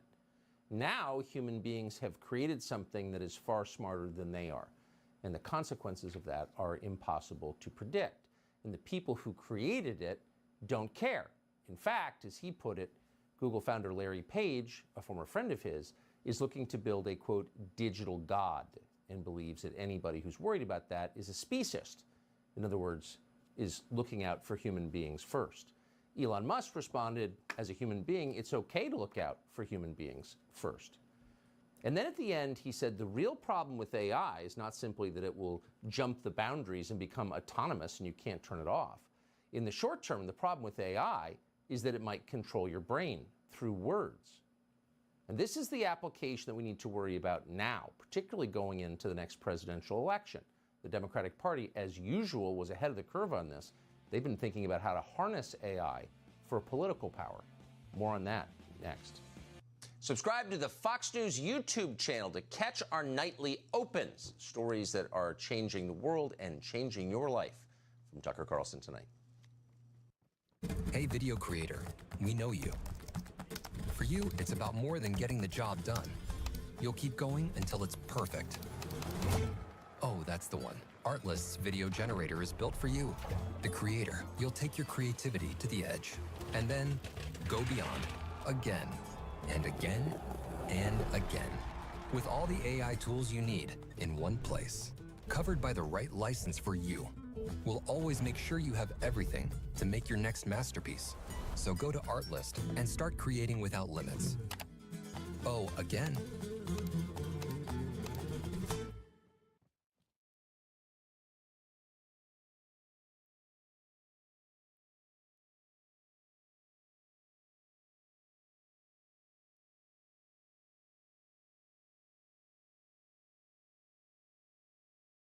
Elon Musk bought Twitter because he used Twitter. It's as simple as that, and he was infuriated by Twitter's effort to silence people on the internet. That's how strongly he believed in free speech. He paid $44 billion and immediately lost tens of billions of dollars doing it. And when he took over and looked behind the curtain, he discovered Twitter was really a tool of the global intel agencies to spy on people and emit propaganda. Here it is. You bought Twitter famously. You've got a lot of other businesses and a lot going on. Yes. You said you bought it because you believe in speech, free speech. You've had a lot of hassle since you bought it. In retrospect, was it worth buying it? I mean, it remains to be seen as to whether this was financially smart. Currently, it is not. You know, we just revalued the company at less than half of the acquisition price. Did you really? Yes. No, my timing was terrible for when the offer was made, because it was you know, right before advertising plummeted, and you caught the high water mark, I noticed. Yeah. So I must be a real genius here. My timing is amazing, since I bought it for at least twice as much as it should have been bought for. But some things are priceless, and so whether I lose money or not, that is a secondary issue compared to ensuring the strength of democracy, and free speech is the bedrock of a functioning democracy. Yes. And the speech needs to be as transparent and truthful as possible. So we've got a huge push on Twitter to be as truthful as possible. We've got this community notes feature, which is great. It is great. It is awesome. Yeah. And it's like, I saw it this morning. Yeah. It was far more honest than the New York Times. It's great. Yeah. We put a lot of effort to ensuring that community notes does not get gamed or have biases. It is simply cares about what is the most accurate thing. And you know, sometimes truth can be a little bit elusive, but you can still aspire to get closer to it. Yes. You know, and so, and I think the effect of community notes is more powerful than people may realize, because once people know that they could get noted, you know, community noted on Twitter, then they'll think more carefully about what they say. They are likely. Basically, it's an encouragement to be more truthful and less deceptive. When you jumped into this, though, when you bought it, did you understand? Well, clearly you understood its importance. You wouldn't have bought it. Twitter, yes. Right, but it's not the biggest, but it's the most important of the social media companies. But did you understand the kind of ferocity you'd be facing, the attacks you'd be facing from power centers in the country? I thought there'd probably be some negative reactions, yes. So I'm sure everyone would not be pleased with it. But at the end of the day, you know, if the public is happy with it, that's what matters.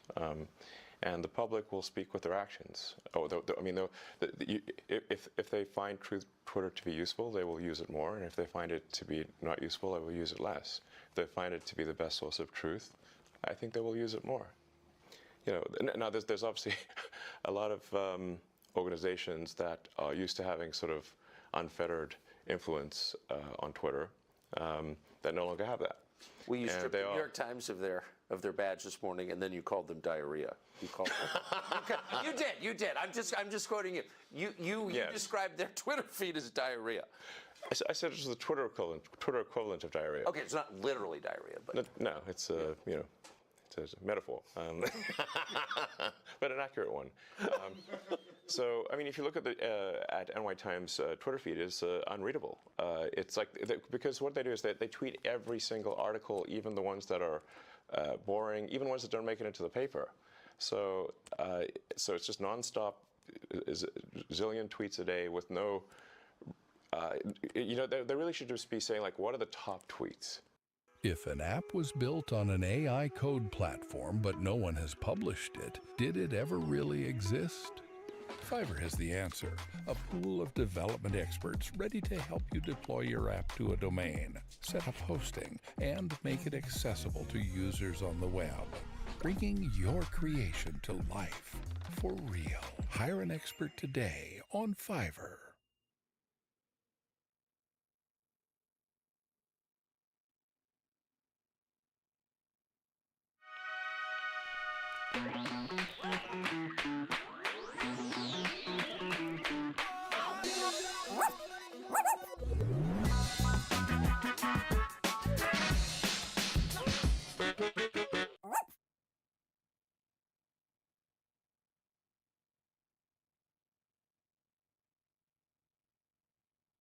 Yeah. Like, what are the big stories of the day? I don't know. Put out like 10 or something. So some number that's manageable. As opposed to right now, if you would have followed NY Times on Twitter, you're going to get barraged with like hundreds of tweets a day. Yeah. And your whole feed will be filled with NY Times. So this is something I would recommend actually for all publications, which is for your primary feed, only put out your best stuff. I think I know a thing or two about how to use Twitter because I was the most interacted with account on the whole system before the acquisition, before the acquisition closed. I didn't have the most number of followers, but I had the most number of interactions, and so I clearly know something about how to use Twitter. People's attention is limited, so just make sure you put the stuff that's most important there. So because you and people like you do interact on Twitter, it's obviously enormously powerful in shaping public opinion. It's where a lot of ideas and trends are incubated. Yeah. That's why you bought it. It's also a magnet for intel agencies from around the world. And one of the things we learned after you started opening the books is that they were exerting influence from within Twitter. I mean, it was absurd. Did you know that going in? No.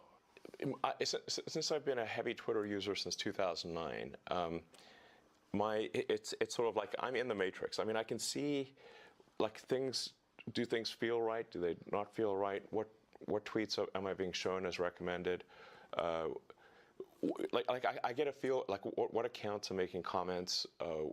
Where are the comments eerily similar? Yeah.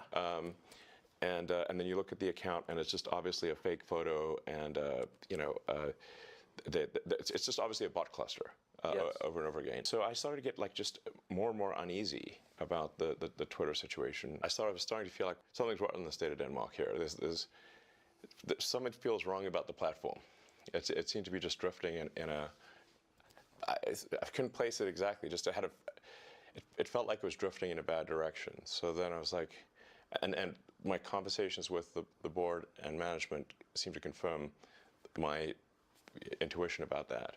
But basically, I was convinced these guys do not care about fixing Twitter, and I had a bad feeling about where I was headed based on the conversations I had with them. So then it was like, you know what, I'll try acquiring it and see if acquiring it is possible. Now I didn't have enough cash to acquire it, so I would need support from others, from some of the existing investors. I would also need like a lot of debt, and so it wasn't clear to me whether an acquisition would succeed, but I thought I would try. And ultimately, it did succeed. Anyway, here we are. But when you got there and all of a sudden you own it and all the data on the servers belongs to you.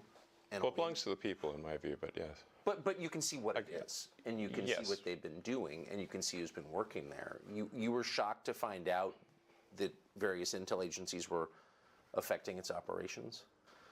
The degree to which various government agencies had effectively had full access to everything that was going on Twitter blew my mind. I was not aware of that. Would that include people's DMs?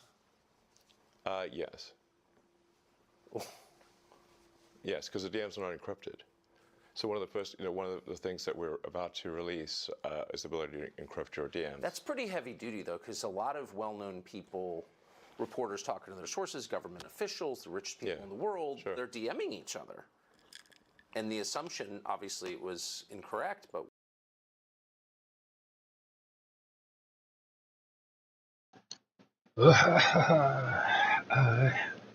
Need to take another break. I need to use the restroom. It's getting cold as fuck in here, man. I was just jacking out yesterday, dog. This cat's making me sleepy. It's making me sleepy. Alright. I'm gonna use the restroom right quick. And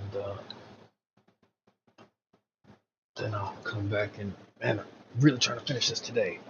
I'm really gonna finish these things today. Alright.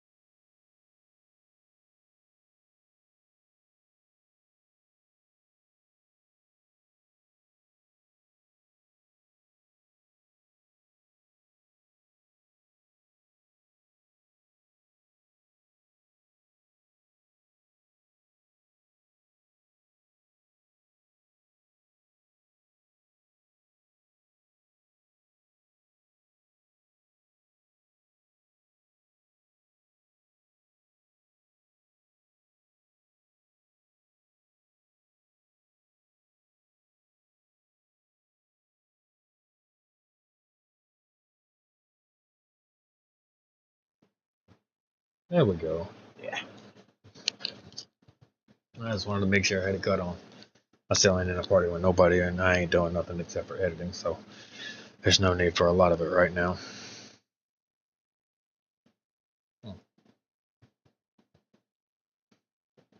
I think I need bifocals.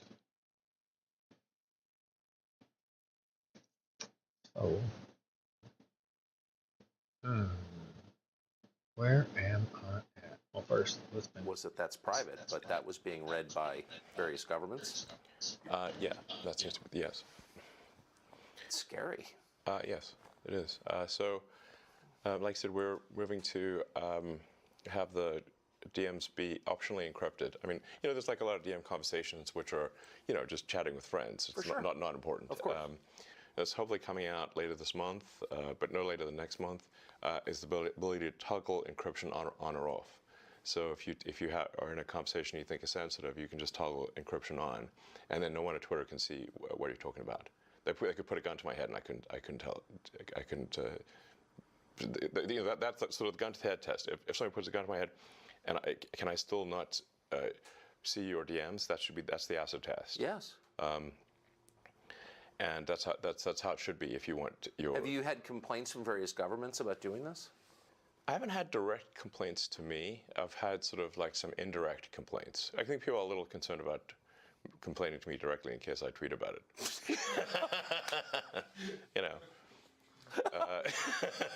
They're like, uh-oh. So they're sort of trying to be more roundabout than that. I mean, if I got something that was unconstitutional from the U.S. government, I would say, my reply would be to send them a copy of the First Amendment, and just say like, what part of this are we getting wrong? You have a lot of government. You have a lot of government contracts. What part of this are we getting wrong? Please tell me. I mean, it's a pretty. No, I'm just saying. But you're kind of exposed in your other businesses. So this is just in case our viewers aren't following this.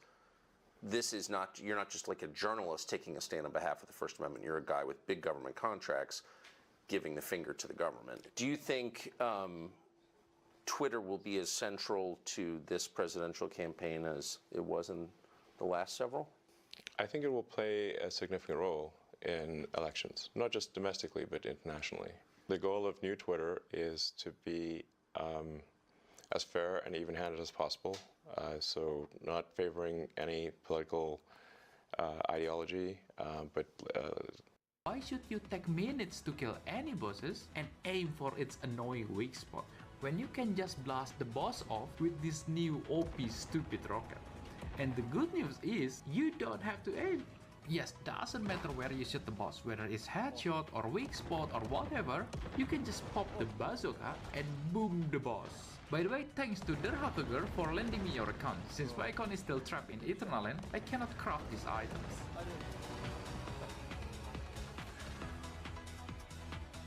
You see, I'm not even shooting at the weakness, but it still deals tons of damage to the boss. In just 2 shots, the boss is done. Compared to the old way, it might took ages to kill the boss. This rocket surely is the best choice to farm some bosses now. Okay, how to craft these rockets? First, you need to unlock the Memetic for it. Go to the crafting section, and it's on the very bottom called Ultimate Firepower. And you also need to unlock Stardust Ingot Memetic since it's one of the materials needed. After you unlock these two, you can start crafting it on synthesis bench. The materials needed are 15 premium barrel fuel, 10 electronic parts, 60 Stardust ingots, this arguably might be the most expensive item to craft, and 25 mixed explosive. To craft one Stardust ingot, you need 60 Stardust ore and 15 Stardust source. Pretty easy if you have a lot of alts. I mean friends. Yes, friends. Since you can just put tons of Stardust mining and let it AFK.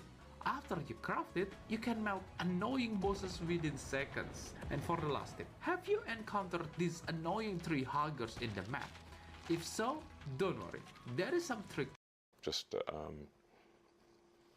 being fair at all. Why doesn't Facebook do this? I know that Zuckerberg has said, and I take him at face value, that he, I do actually in this way, that he is a kind of old-fashioned liberal who doesn't like to censor. He has, but he, like, why wouldn't a company like that take the stand that you have taken, which is pretty rooted in American traditional political custom? for free speech. My understanding is that Zuckerberg spent $400 million in the last election, nominally in a get-out-the-vote campaign, but really fundamentally in support of Democrats.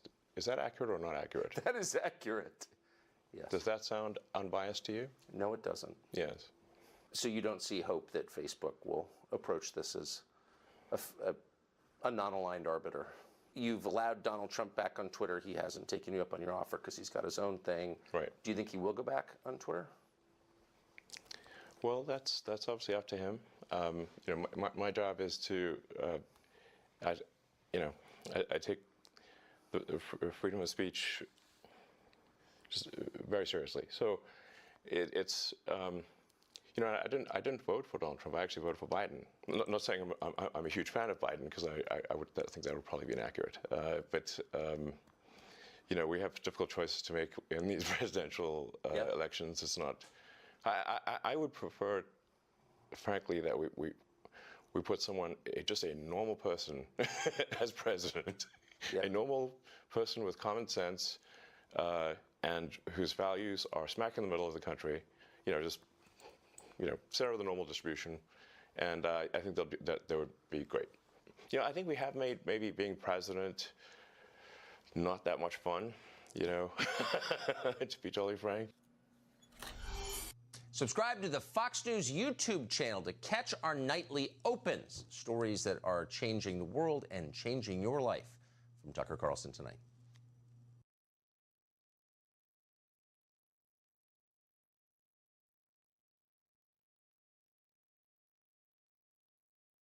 In the long term, AI may become autonomous and take over the world, but in the short term, it's being used by politicians to control what you think, to end your independent judgment and erase democracy on the eve of a presidential election. Elon Musk is very worried about that. He told us about his plan to stop it. What's happening is they're training the AI to lie. Yes. It's bad. To lie. That's lie. Exactly right. And to withhold information. To lie and yes, exactly. To either comment on some things, not comment on other things, but not to say what the data actually demands that it say. Exactly. How did it get this way? I thought you funded it at the beginning. What happened? Yeah, well, that'll be ironic. But Faith, the most ironic outcome is most likely, it seems. I'm stealing that. That's good. That's actually a friend of mine, Jonah, who came up with that one. I actually have a slight variant on that, which is the most entertaining outcome is the most likely. But that's entertaining as viewed from a third-party viewer. Right. Like, so if we're like an alien from TV on show. High. Yes. Yeah. Like you could go see a movie about World War I and they're being blown to bits and gassed and everything in the trenches, and it's like you're eating popcorn and having a soda. It's fine. Not so great for the people in the movie. True. This sort of Occam's razor, the simplest explanation is most likely. Jonah's variant, which is irony, and then my variant, which is the most entertaining as seen by a third-party audience, which seems to be mostly true. But it seems true in this case. So you gave them, did you give them a lot? I came up with the name and the concept and pushed, had a number of dinners around the Bay Area with some of the people, the leading figures in AI. And I helped recruit the initial team. In fact, the Ilya Sutskever, who was really quite fundamental to the success of OpenAI, I put a tremendous amount of effort into recruiting Ilya, and he changed his mind a few times and ultimately decided to go with OpenAI. But if he had not gone with OpenAI would not have succeeded. I really put a lot of effort into creating this organization to serve as a counterweight to Google. And then I kind of took my eye off the ball, I guess, and they are now closed source, and they are obviously for profit, and they're closely allied with Microsoft. In effect, Microsoft has a very strong say, if not directly controls OpenAI at this point. So you really have an OpenAI Microsoft situation, and then Google DeepMind are the two sort of heavyweights in this arena. So it seems like the world needs a third option. Yes. So I think I will create a third option, although starting very late in the game, of course. Can it be done? I don't know. I think we'll see. It's definitely starting late, but I'll try to create a third option, and that third option hopefully does more good than harm. Like the intention with OpenAI was obviously to do good, but it's not clear whether it's actually doing good or whether it's. I can't tell at this point, except that I'm worried about the fact that it's being trained to be politically correct, which is simply another way of being saying untruthful things. Yes. So that's a bad sign. There's certainly a path to AI dystopia is to train AI to be deceptive. So yeah, I'm going to start something which I know you could call truth GPT or a maximum truth-seeking AI that tries to understand the nature of the universe. And I think this might be the best path to safety in the sense that an AI that cares about understanding the universe it is unlikely to annihilate humans because we are an interesting part of the universe. Hopefully, they would think that. I think it would, because yeah, humanity could decide to hunt down all the chimpanzees and kill them, but we don't because we're actually glad that they exist. Yes. And we aspire to protect their habitats. But we feel that way because we have souls, and that makes us sentimental and reflective. It gives us a moral sense, longings. Can a machine ever have those things? Can a machine be sentimental? Can it appreciate beauty? Well, I mean, we're getting into some, philosophical areas that are hard to resolve. I take somewhat of a scientific view of things, which is that we might have a soul or we might not have a soul. I don't know. It feels like I feel like I've got some sort of consciousness that exists on a plane that is not the one we observe. Yes. That is certainly how I feel, but it could be an illusion. I don't know. But for AI, in terms of understanding beauty, there's a difference from appreciating beauty and being able to create incredibly beautiful art. Yes. Will AI be able to create incredibly beautiful art? It already does. Yes, I know. If you see some of the Mid-Journey, I have. This stuff, it's incredible. It is. No question that it can create art that we perceive as stunning, really. It's doing sort of still images now, but it won't be long before it's doing movies and shorts and movies just a series of frames with audio.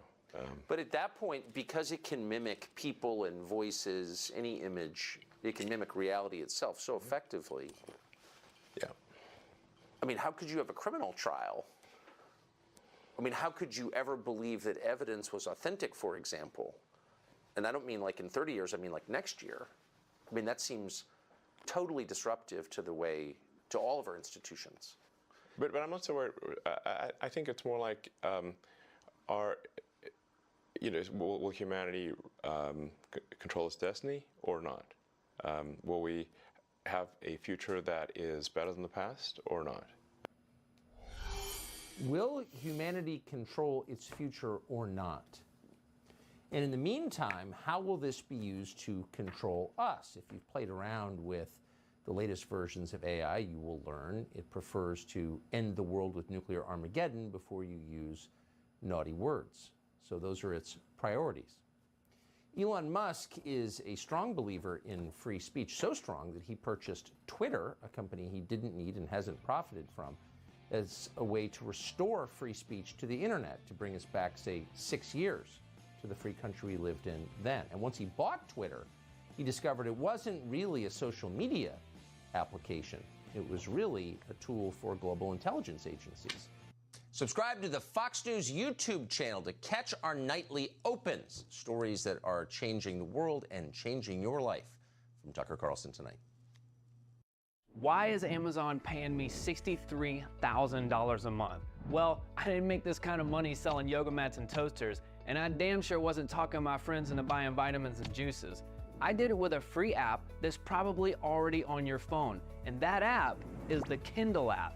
And the crazy part is, I didn't create this system. Carla taught me this. Carla, why don't you tell them more about it? I'm going to show you a way to potentially make money by pairing Amazon with the power of AI without ever selling physical products. And I promise you've never heard about this before.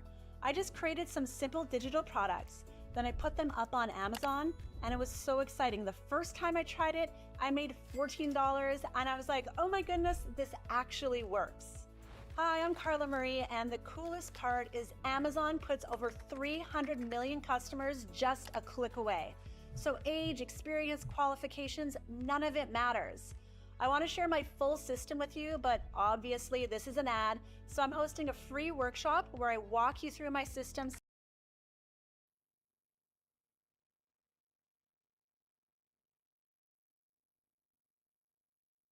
So the headline here so far is that before Elon Musk bought it, Twitter wasn't so much a social media site as a honey trap operated by global intelligence agencies, including our own.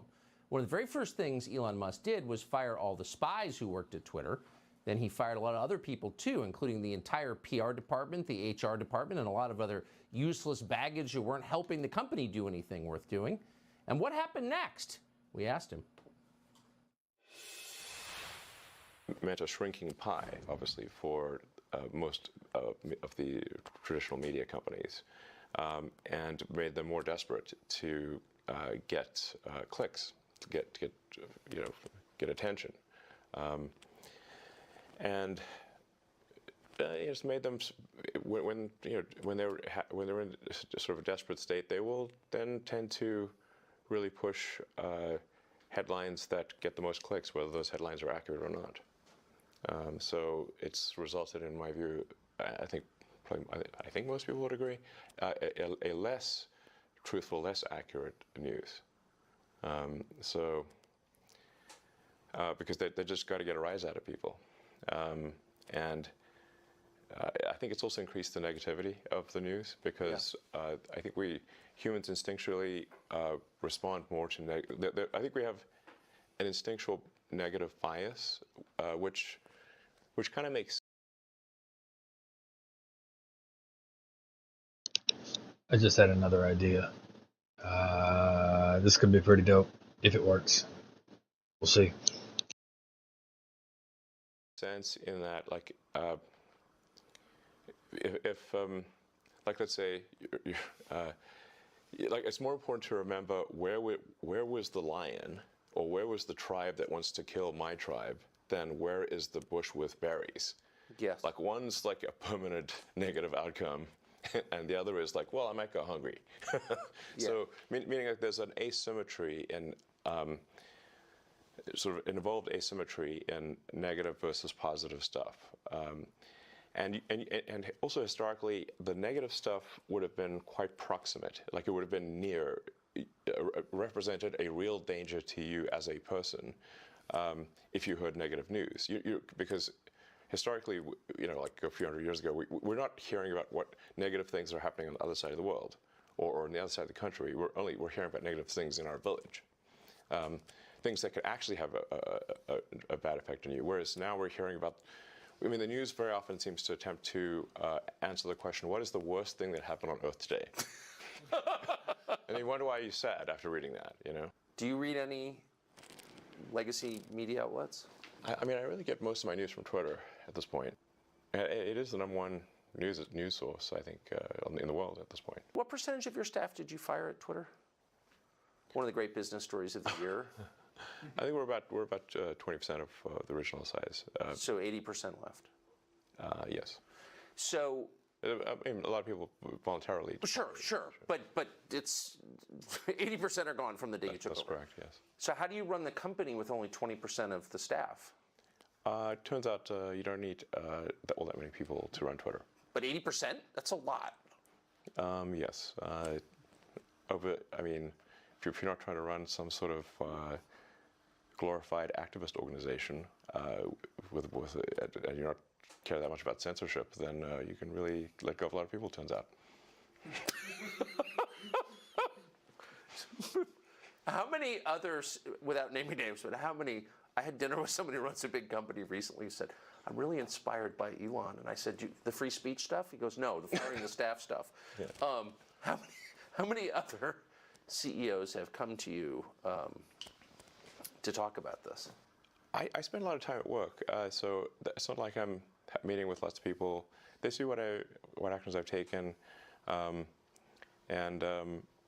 but I think we just had a situation at Twitter where it was absurdly overstaffed. So it wasn't like you look at, say, like, what does it really take to operate Twitter? Most of what we're talking about here is a group text service at scale. Like, how many people are really needed for that? And if you look at what has been the product development over time with Twitter, and years versus product improvements, and it's like a pretty flat line. So what are they doing?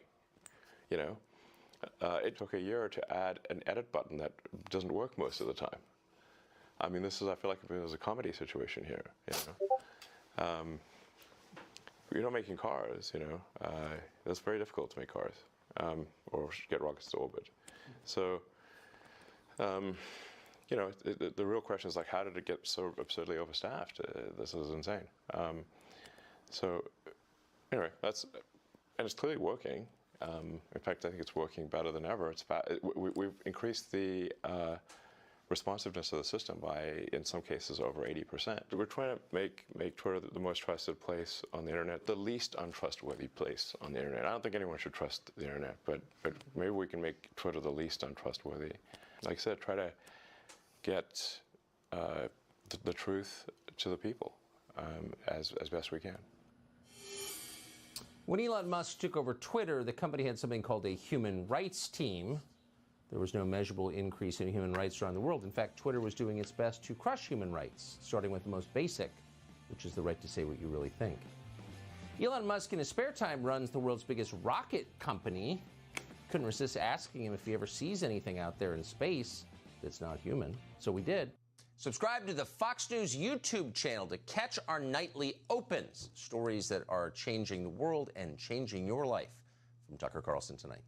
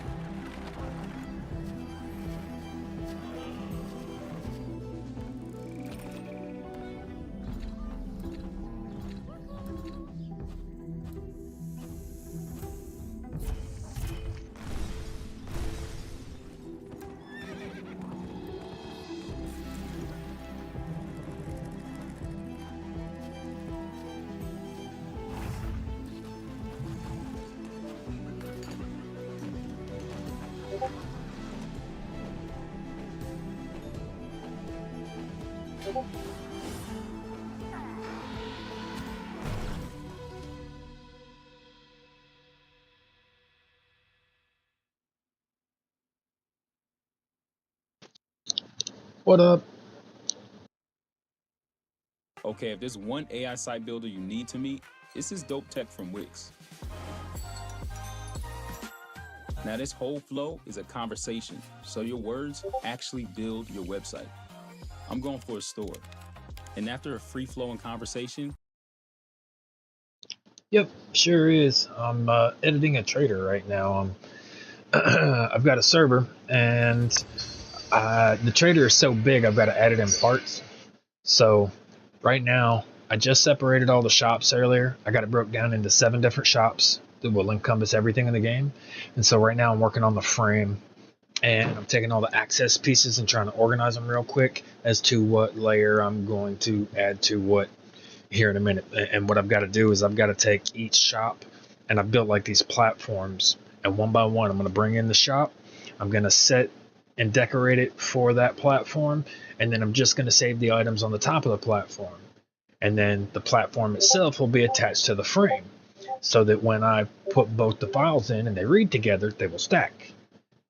Yeah, I'm thinking about making some tutorials too, man, because I've looked up some other places, and everybody seems to like I mean, don't get me wrong, I'm not a genius or anything. A lot of them dudes know how to code and shit, and I do not. But it does seem like there should be a simpler way to explain those things. Problem is, I don't have that great of an understanding of it to begin with to make them yet.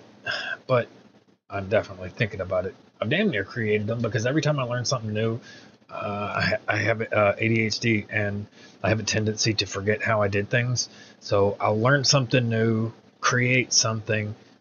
A short time later, I'll forget and I'll need to go back and go, oh, how did I do this again? So like as I've been going through and learning the first time, I've already picked up to like leave myself notes and links. Like if I got to look something up, then okay, this is what I got to this is where I learned how to do this from, and it does this. This is where I learned how to do this from, and it does this. You know what I mean? That kind of shit.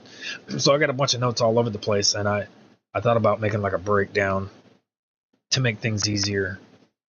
Because it can be confusing. It could be daunting, too, if you're just starting out. Because, like, it's got a different setup now. It's a little easier now with the changes they made on the, what was it, 1.26? I think it was 1.26 where they made the change to the editor.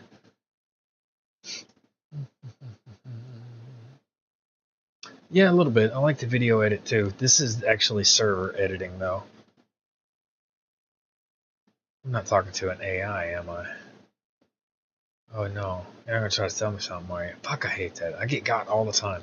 Alright, I'm gonna get back to work. Play whatever the fuck this is. Tucker. Oh, mercy. Actually, let me find something else to watch right quick. Or at least listen to.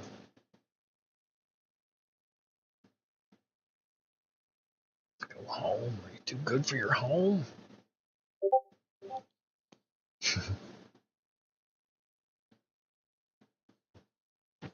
It's extensive for sure.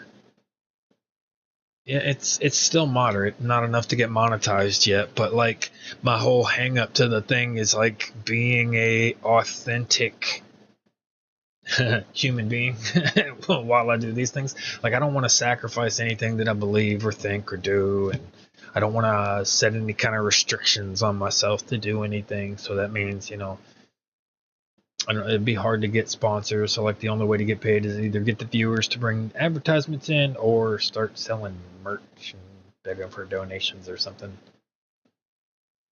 I don't want to do none of those things.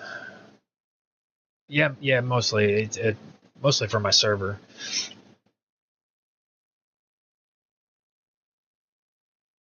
Right now I'm building and I'm just kind of, I don't really have anybody to talk to when I'm doing this. If I go hang out with my friends, I'm going to get distracted. I'm going to want to go play something. So I try to single myself out and, just keep this between me and the viewer for now. Because it's kind of a boring process, but at the same time, it creates an archive of like how I built what. I think I've been running this server for about a year and a half, and I streamed a majority of playing it, testing it, managing it, all these different aspects and levels of it, everything from the DayZ editor to the programming that it goes into it in the Trotto through the XMLs and JSON development and shit, and learning how to tie events and weather and spawn points and day-night cycles, and it's a lot. It's really a lot.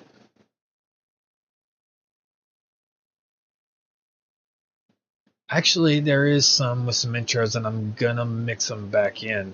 I do have an intro for like, I've got a playlist somewhere. It's a GTAO playlist, and they're edited videos that I used, and I wish I could start making it again, but I got to get GTA 5 for the PS5 again in order to do it, because they took the editor they took Rockstar editor out of everything except for the latest version, or the highest whatever PS5 version. Oh no, I don't want an animated intro. I made my own intro. I made that better. I used my own graphics and GIFs and stuff like that. And here on OBS, I've actually learned a ton since I've done it. I've even worked them into like certain screens. So like, say my screen cover here, when I go AFK, I'll drop this. And that's something that I made on the PlayStation forever ago. Like, I'm pretty sure actually that all of that material is made in the Share Factory, including the GIF itself. So like, I pulled it straight out of there I stuck it on the hard drive, brought it over to here. And then I had another intro that was a composite of different things that had happened, different video intros, beginnings of songs that started off right. So like, yeah, I like the idea of doing everything myself, like genuinely doing everything myself. I don't want to be one of those people that like I paid a guy to take care of this for me. You know what I mean? I like I met this dude, first dude I bought my first car from. His name was Leslie Van Hook, and he was a painter, a sculptor, a carpenter, a mason, a mechanic. Him and his wife literally built their entire home and everything, and it was gorgeous. I mean, gorgeous. And he told me, he's like, you'll never love something more than if you build it with your own hands. You'll never respect yourself more than to be surrounded by the things that, nobody can ever take anything away from you if you know how to build it. You know what I mean? You're never stuck for I need if you know how to. So like, in that regard, knowledge became more powerful than money. You can take money away from me. You can't take knowledge from me.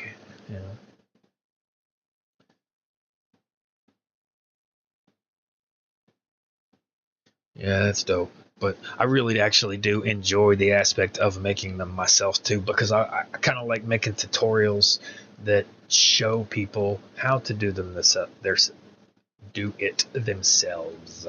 Sorry, I'm trouble spitting that out there for a second. But yeah, I wouldn't mind making some videos to teach how people how to do it themselves. Free floating hostility. Let's see. I'll find something.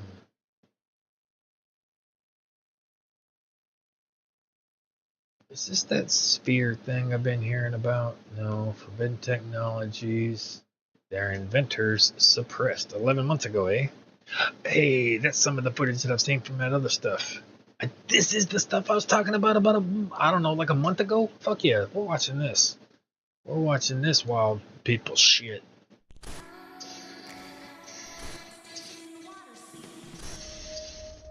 Really could just say like that.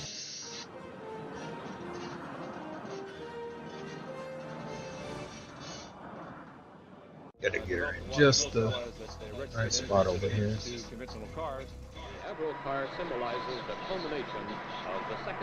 Throughout history, the path of technological and scientific progress has been marked not only by the inventions that have shaped our world, but also by those that, for various reasons, were pushed into the shadows, never reaching their full potential. These suppressed inventions encompass a wide range of innovative ideas and technologies that, despite their potential to revolutionize many aspects of our lives, were sidelined due to a complex interplay of various factors. These factors often include corporate interests, government intervention, economic considerations, and sometimes the rigid skepticism of the scientific community. From Nikola Tesla's visionary ideas about free energy to the mysterious circumstances surrounding the demise of Stanley Meyer's water-powered car, we combined a list of 10 suppressed inventions that had the potential to completely change the world we live in. Number 1. The Ogle carburetor. In the archives of automotive history, few stories are as intriguing and controversial as that of the Ogle carburetor. Invented in the 1970s by Tom Ogle, a self-taught mechanic from El Paso, Texas, this device promised a revolution in fuel efficiency. I gotta mute myself to turn it up. Turns out I've actually got a Zoom meeting soon. Claiming to I didn't realize I had, so 100 miles on a single gallon of gasoline. Might go get myself something to eat. The invention came at a time when the world was grappling with the oil crisis, making Ogle's innovation not just a technological marvel, but a beacon of hope for a fuel-efficient future. Tom Ogle's journey into the world of innovation was as unconventional as his background. Without formal training in mechanical engineering, Ogle managed to devise a carburetor system that challenged the status quo of automotive technology. The Ogle carburetor's principle was relatively straightforward yet revolutionary. Traditional carburetors mixed air and fuel before feeding it into the engine for combustion. Ogle's system, however, eliminated the carburetor and fuel pump, replacing them with a black box that vaporized the fuel before it entered the engine. This vaporized fuel system allowed for more efficient combustion. Since I've saved that there, let's just close this because I'm going to have to pull a lot of other resources for this shit. Ogle claimed that his system could maintain a car's performance and power while drastically cutting down on fuel consumption. The implications were enormous. Not only would it save consumers money, but it would also reduce dependence on oil and lower automotive emissions. Ogle's invention quickly caught the public's attention. In 1977, he demonstrated his modified 1970 Ford Galaxy, which reportedly achieved extraordinary fuel efficiency. This should be closing. I don't know why it's not. All right. Okay, and then these are the files that I've been working on. Let's go back to the top. Various media outlets, propelling Ogle to instant fame. He received patents for his invention and was courted by investors and major companies, intrigued by the potential of his fuel-saving system. Automotive experts were puzzled about how the Ogle carburetor could achieve such high efficiency without significant modifications to the engine itself. Despite the skepticism, Ogle continued to promote his invention, turning down substantial offers to buy his patents. Frame and shop He was grip. Okay, right there at the top. I'm a dummy. All I saw was the armory for some reason. I was like, what the fuck? It didn't get the last bit of... In 1981, Tom Ogle died under mysterious circumstances at the age of 24. While official accounts declared that his passing was due to an overdose involving alcohol and prescription drugs, friends and advocates raised suspicions of foul play, considering the significant financial implications involved. Well, she wants to do this meeting now. The death of Tom Ogle led to numerous conspiracies. I am gonna go do that. So I'm gonna stop the stream right here because I'm gonna need to use OBS as my virtual camera. I don't like the controls on them. I don't like that somebody else has control over what I share. You know what I mean? So I'll swap back and forth. I always keep it on my regular camera at first, and then at some point I'll just switch it, and whoever's in control of the Zoom meeting is like, wait a fucking minute. I didn't give him permission to do that. I control my fucking self. But anyway, I'm still going to keep going tonight. I'm going to try to get as much of this as I can done. This is getting a little heavy at the moment, but I also need to start the advertisement for and what I need to do, two things for the advertising half. One, take that poster and take the clips of the features for the poster and add them onto it, right? And if I can do it in some kind of GIF fashion or something where it moves, that's even better. And then I need to write like a small block of something because I'm gonna need to be able to send both. Write that block in and to write that block in and then drop that picture right behind it so that I can do it in mass. Because like once I get these things in place, because I just don't want people to show up and then the trader looks like shit. And that's where you spawn. That's how you spawn. And be like, what the fuck is this? You know, I'd be upset. So I don't want people to like start showing up and I'm not ready yet. So I'm getting this done as quick as possible. I can at least get the items on the platform, right, so that everybody can access them. And then as I fix them up little by little, you know, and put them back together the way they're supposed to be till it's finalized. You know, everybody still has them available, and they at least know it's being worked on. You know what I mean? I can actually take some of them yellow barriers or whatever and stick some of those up with the lights on it and be like under construction, you know, that kind of shit. So, yeah. So at least I can get it to that point to where A, trader's not overpacked with files. B, players already have it all to access from. I know what's being worked on. And C, get that advertisement out so that, you know, you can start getting an influx. You can start collecting footage and film to get ready for the video and the other advertisements. That's going to be the biggest boom for the whole thing, is the other advertisements. Then I'm going to turn the coin over to Discord and I'm going to figure out a better way to minimize Discord's role in it as much as possible, like to where you keep the features and whatnot, but you don't have, say,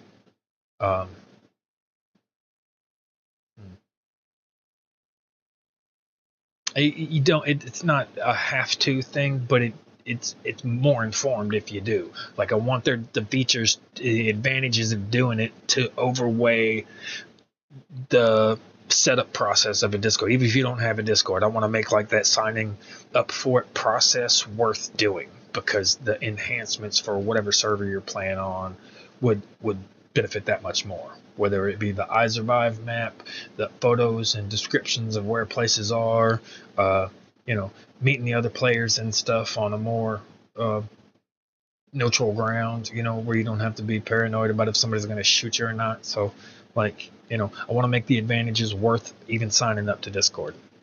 But I got to get to this meeting. I will be back probably in like 30 minutes, maybe. But yeah, till then, thanks for watching. I'll see you all in a little bit.